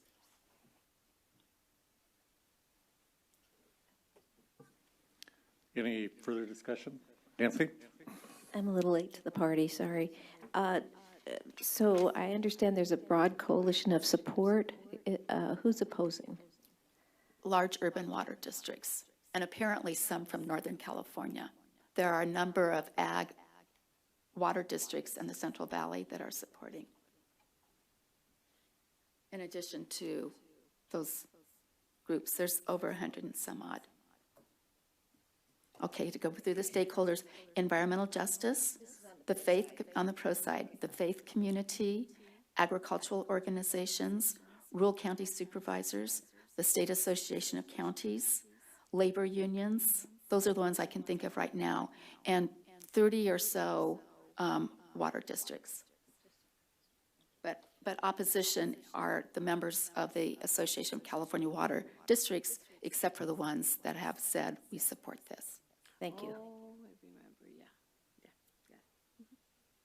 Go ahead, Joe. I would just like to express the one state position. We are one state. And there are so many things. I mean, there are parks that we support that are not in our area. We are one state. We need to stand together. And clean drinking water is the law. This is not an ideal. It is the law in California as of what, 2012, 2013. And so just, and the United Nations and California by law recognizes it as a human right. And I know you agree with that. I think you're thinking more strategically. But this is one little piece of a big puzzle, because what's important about it, to echo Secretary Ross, is that it funds implementation. But if we were, according to the U.S. EPA, if we were to provide clean drinking water for every Californian, it would cost us $40 billion. So this is a small piece, a small step forward to what needs to be done. Bryce, I'm sorry I get emotional about this, but it has been a personal passion of mine for 7 years, because California should not have this issue. We should not have It should not. And I will be the first one to say we are so fortunate to be in California, because 98% of our citizens have safe drinking water and they don't have to think about it. But the fact this is California and 2% of our population doesn't have that, I think begs us all to think about, we depend on each other. And urbanites extract a great deal from rural California. Our food, our fiber, our energy, clean water coming out of the mountain sheds, and vice versa. We completely depend on urbanites to be our consumers, to come visit us and bring their recreation dollars. But we are, to reinforce what Joy said, we are one California, and this is what societies do. I agree with one California. You know, I give at least usually one tour a month to Metropolitan Water District, and every time lead with "We are one California," and we want the same thing in Northern California as you want in Southern California, to be able to deliver clean, safe drinking water to your consumers. There was a UC Davis study that 90% of these communities are within 1 mile of a system that can deliver clean, safe drinking water. And in our discussions with some of the districts in our area, and we have those communities. We have schools and some communities in Northern California that are part of this 300. And the examples I know are they've resisted from wanting to connect. To connect with the neighbor. And in some cases, it's just a subdivision that could connect to the community, and they just won't do it because they don't want to pay the fees or don't want to have a bill coming from them. During the drought, SB 88 provided new authority to the State Water Resources Control Board for consolidation. And there are several of those that they're going through the process to do that. This year, Assemblywoman Ana Caballero has introduced a bill. I want to say it's 1550, but don't quote me on the number. I said don't quote me on the number. It ends with 50. It also addresses consolidation. It has it needs some technical amendments, and that is clearly a piece of the puzzle. The legislation for the trailer bill has made very clear this fund is the fund of last resort when consolidation is not feasible, when there's a whole bunch of other things that can't happen. And we will still have situations where consolidation is not the answer. But we do have authority that we did not have for the State Water Board 5 years ago. And the legislation by Assemblywoman Caballero addresses another piece of it, but it is a piece of it. Can you clarify, is there in the trailer bill a sunset? Your talking points from Aqua are being followed through very carefully, and I commend you for that. But you are here as a farmer. Well, I have not been given in talking points by Aqua, but my thought on that point is that communities are well, okay, my thought is, and I came up with this myself, I mean, these taxes are perpetual, unless there is a sunset in it. And communities, California should be able to get this done in 10 years. Why do we need a tax that's perpetual? We should really be able to do this. So there will be an in-depth evaluation because we anticipate progress will be made. But we also know, if you look at the maps that are available on the State Water Resources Control Board, drinking water is a human right. If you look at that, you will see that we constantly have water systems that have above the levels and are deemed out of compliance that come in and go out. So there's no way of saying the line is drawn and we will never have anybody out of compliance again. That's the problem, especially with naturally occurring issues and others. So there will be a requirement for an in-depth evaluation to be conducted with a report back to the legislature establishing what has been accomplished and what are the needs today. And there will be those opportunities, like there are with all legislation, for people to make a determination about where the fund should be. We anticipate clearly that this initial funding will take care of a number of those systems, and that we anticipate that the rate for fertilizer, the dairy fee, the livestock fee will all go down, and that the urban portion of that would also go down. But there's no way to sit here today and say in 15 years. But we anticipate before that 15 years is up, there will be such a report that will comprehensively take a look at that and make that kind of an evaluation for a future legislature should the bill pass.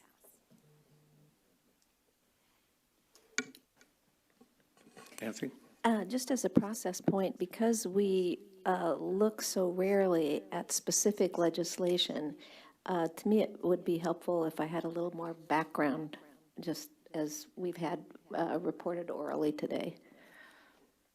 I would point out that we had Senator Moaning here presenting the bill directly to us, and I would just say that the issues are the issues. I've been working on those issues since Senator Moaning was here, and we've had a lot of dialogue on this, Secretary Ross, and I appreciate SB 623 and what it's wanting to accomplish.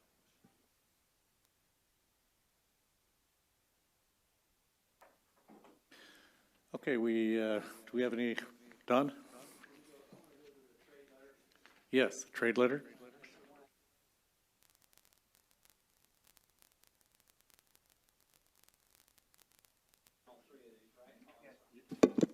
On the trade issue, and this goes back to the luncheon, I think there was great emphasis from the commodity groups present that we will support short-term negotiations on some of these. I don't know if this needs to go in here, but nobody wanted a long, protracted trade battle. And I don't know if we want to acknowledge that, and maybe it's better left alone. And I'm not sure how we'd wordsmith that, but I just remember, now that's not the Food and Ag Board, but that was the commodity groups that were present said, we understand your short-term goals and we can live with them short-term, but we certainly can't go into another growing season and face, loss of market share on a long-term basis. But maybe it needs to just stay positive like this.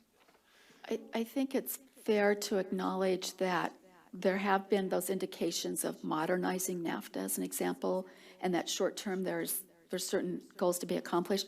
But we've also started to see, and it's becoming even more impactful, that the longer this goes, it creates great uncertainty. And there are people who now actually have documented what is happening with the negotiations on China, product that's either sales have been canceled, it's been turned around, whatever it might be. So I think it's fair because when the visit happened, it was still, looked like it was going to be short term. And it's starting to feel like maybe it's going to be long term. And I appreciate the thought on that, Dawn. I would say that, I mean, given the changing, how much international trade policy is changing currently and discussions are changing, we don't know, I think it's hard to kind of focus on one specific issue. And if you spoke, so the trade dispute with, or the trade discussion with China, for instance, is a, yes.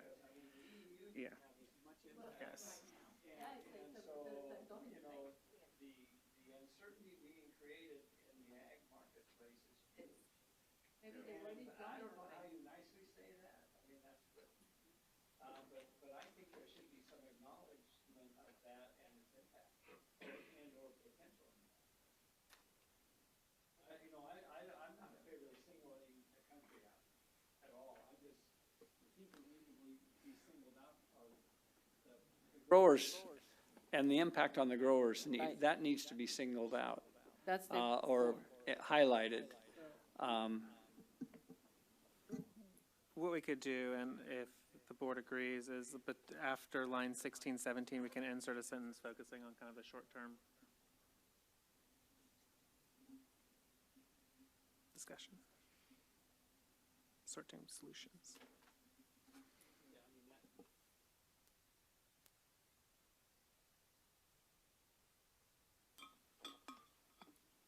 Yeah, just came from Mexico and they're really in panic attack, literally.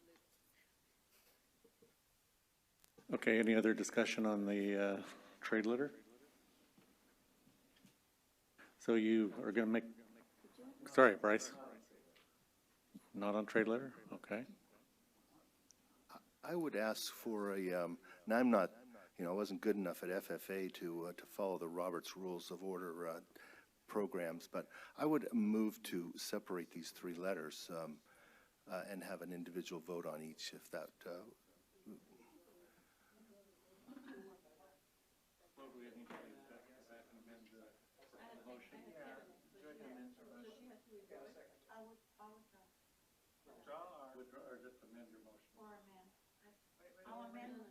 Does that work?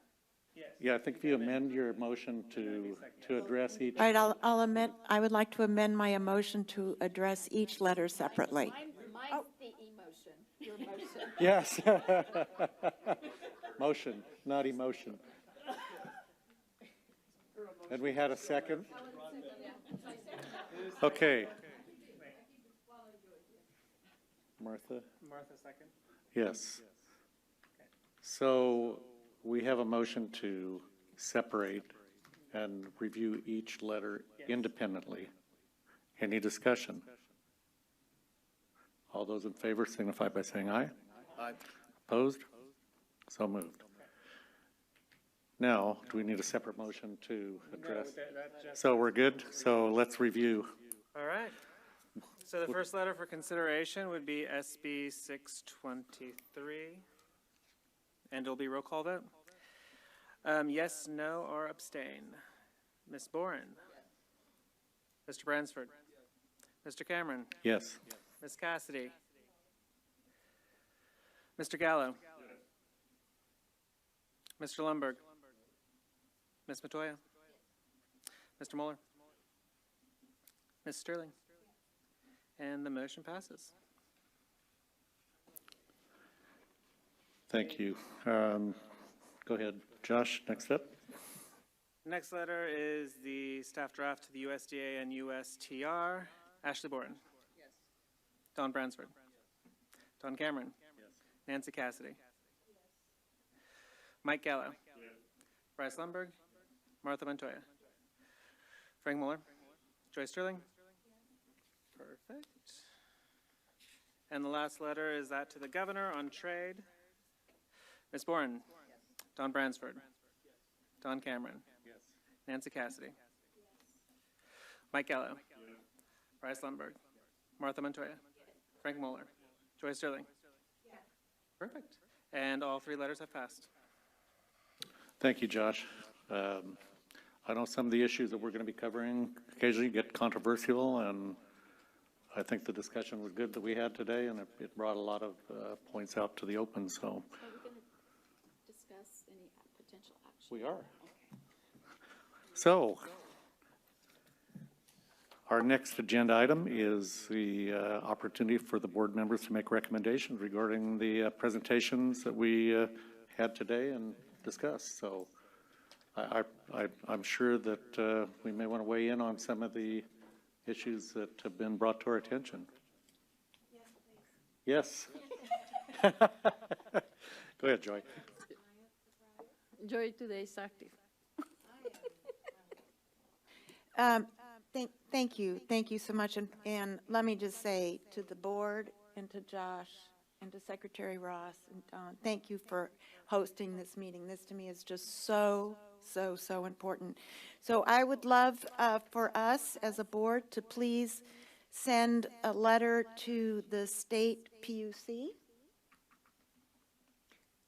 stating our position that closing the digital divide is an absolute priority for all of the reasons that we heard today, that we would like to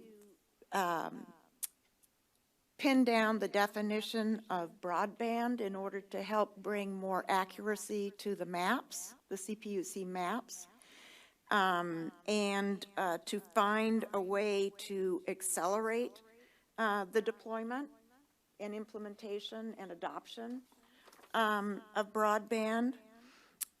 So am I covering everything? I want ground truth. I want the definition of broadband to be refined so that if an area has wireless, it isn't listed as served. Got all that?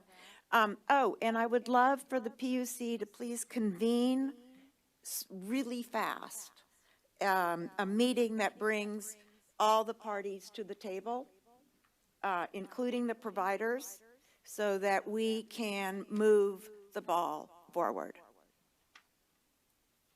But how would that meeting be, or what is? The PUC would convene that. They would call the meeting. Yeah, public-private partnership. In San Francisco? They can hold it in San Francisco or in San Francisco or wherever. Yeah. What about the last presenter talked about the California Advanced Services Fund? Do you want to keep those separate, or I thought you were trying to cover everything?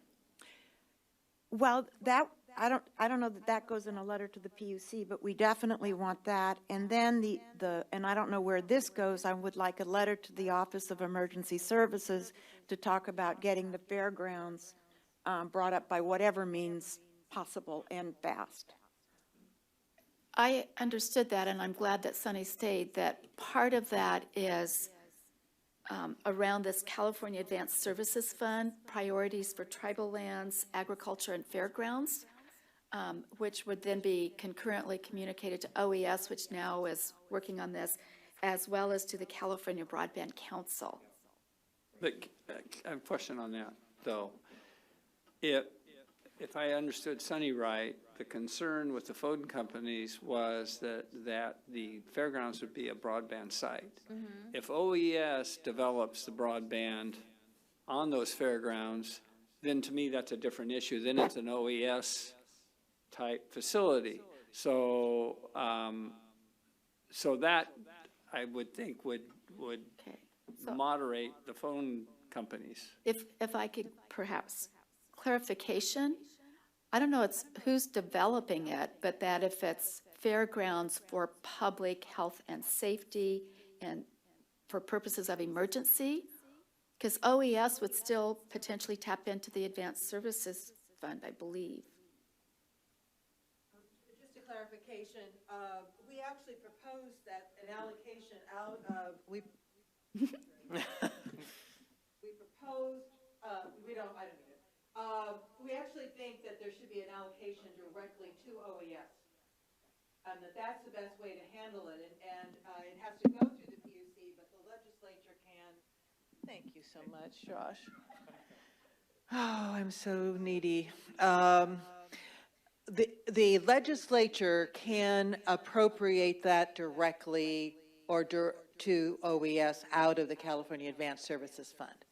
So the way that the authority works to collect it, it has to go through the PUC, but we would actually strongly recommend it be a direct then allocation out of the fund by the PUC to OES, and let OES work with the providers on construction. Sorry, but is there another pool of money that could go to the fairgrounds so that would prevent the providers from having a say? You know, I think you asked that question before, Joy. The legislature could always do a general fund appropriation, or they could establish another fee or tax on something that they thought was directly related. So that's always a possibility. We have viewed that as less feasible than an additional authority for collection into CASF. And if I can just amend, the other thing that Sunny said that was so important was the extension of the CASF funding for another 5 years. That's $6 million. $66 million a year. Thank you. Now I have two that I don't know how to use.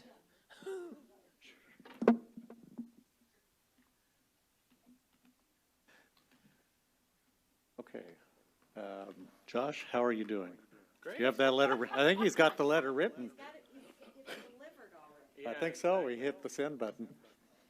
One other one we talked about wasn't, the priority was the California letters, but as long as you're at it, you could do the FCC one too. Right. Yeah, I think we need to weigh in with the FCC and make sure that rural ag is included. In California. California rural ag, correct. Can we add something in the CPUC letter, you know, thanking Commissioner Guzman Aceves for taking the lead on the issue? Yeah.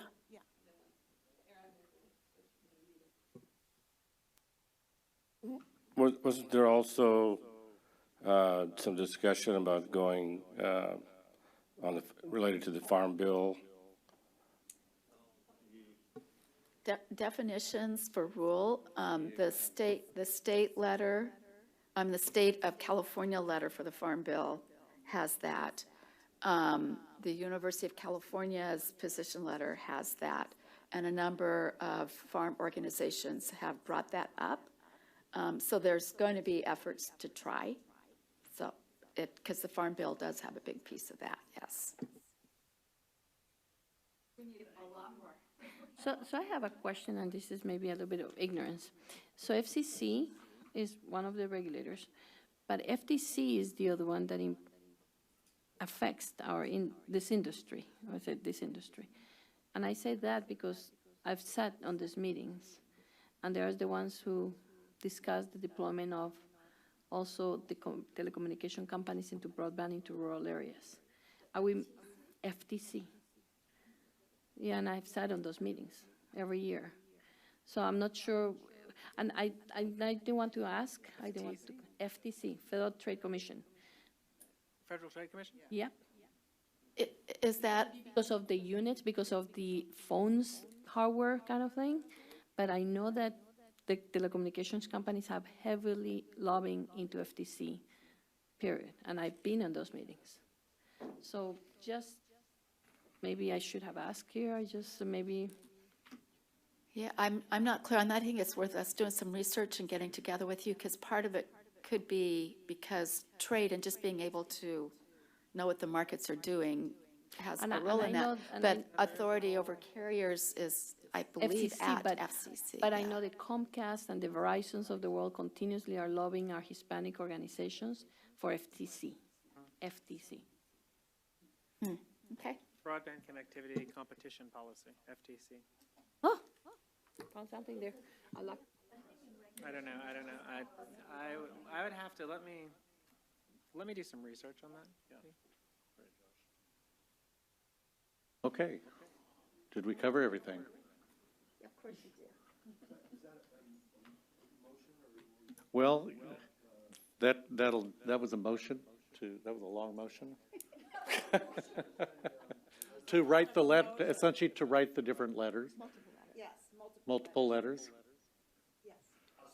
Thank you. Okay.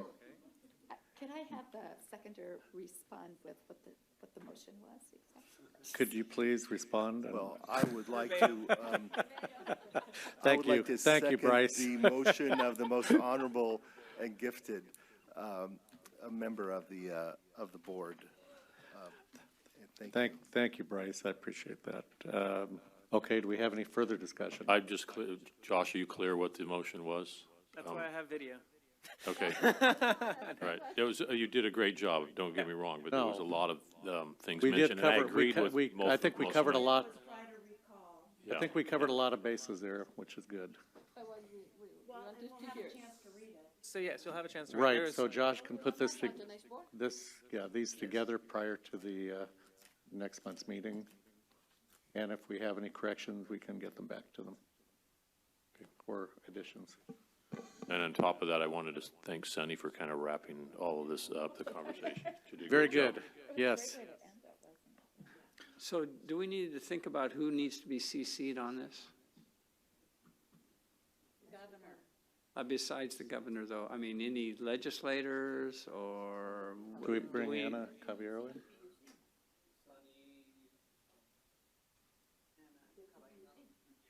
Right. You're right. Okay, we have the motion.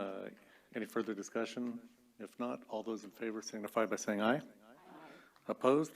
So moved. Excellent. Any other business?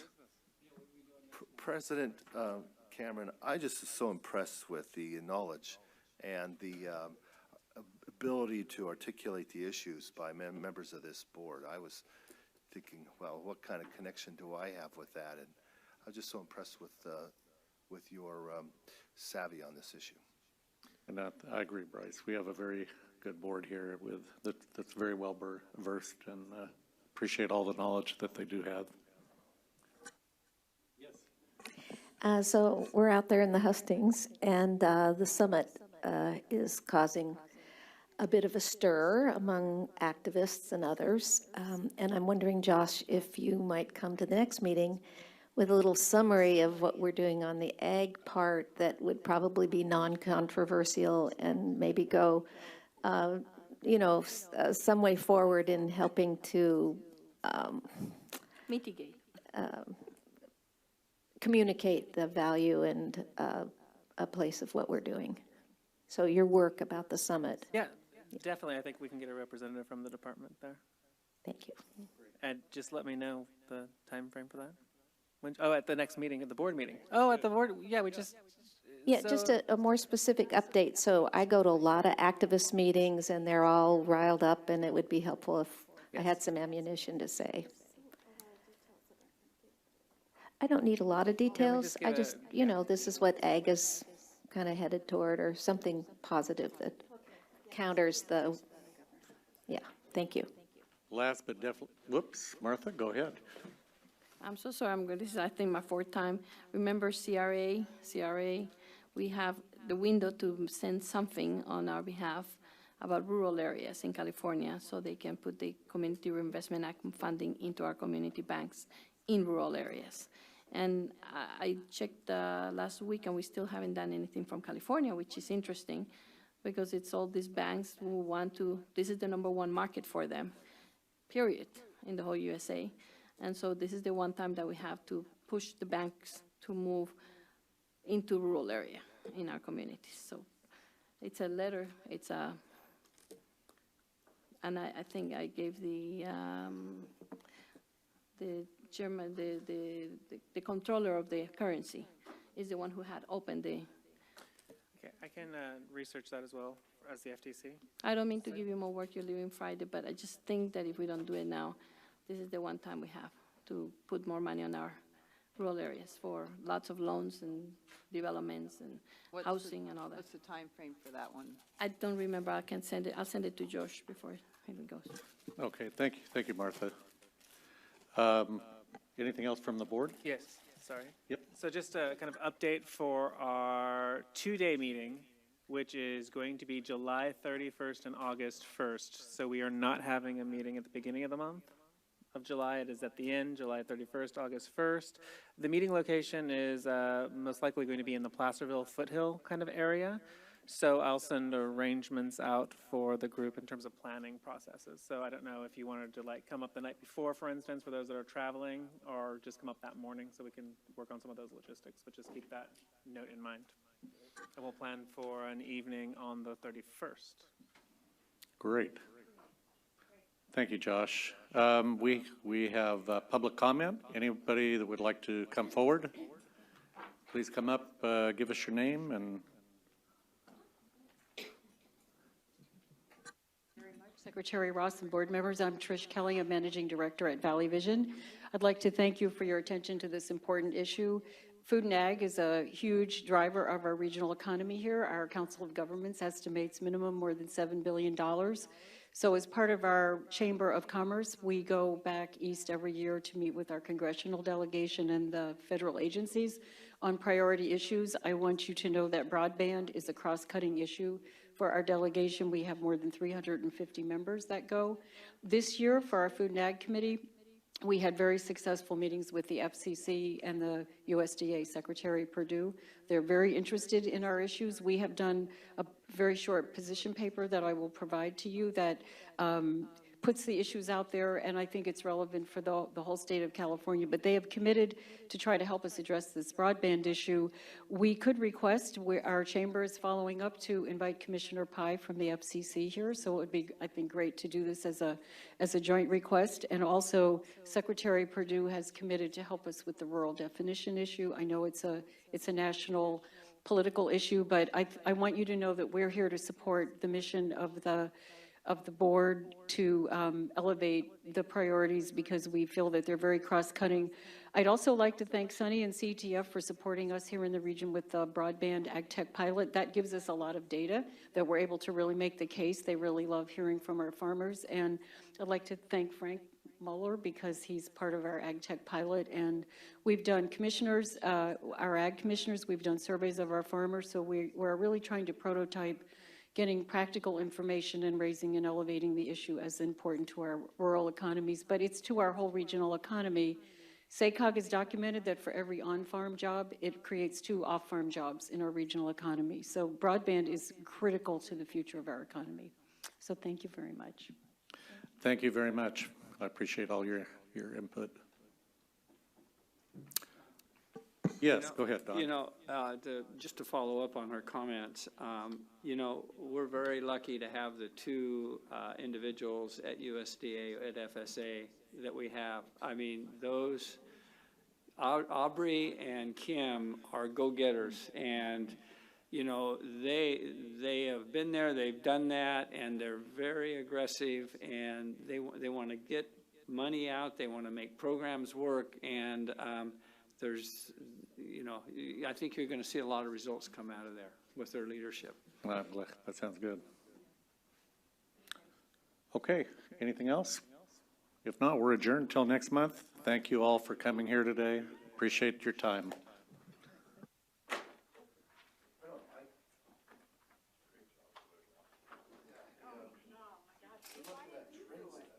going to name the cheese there by varietal.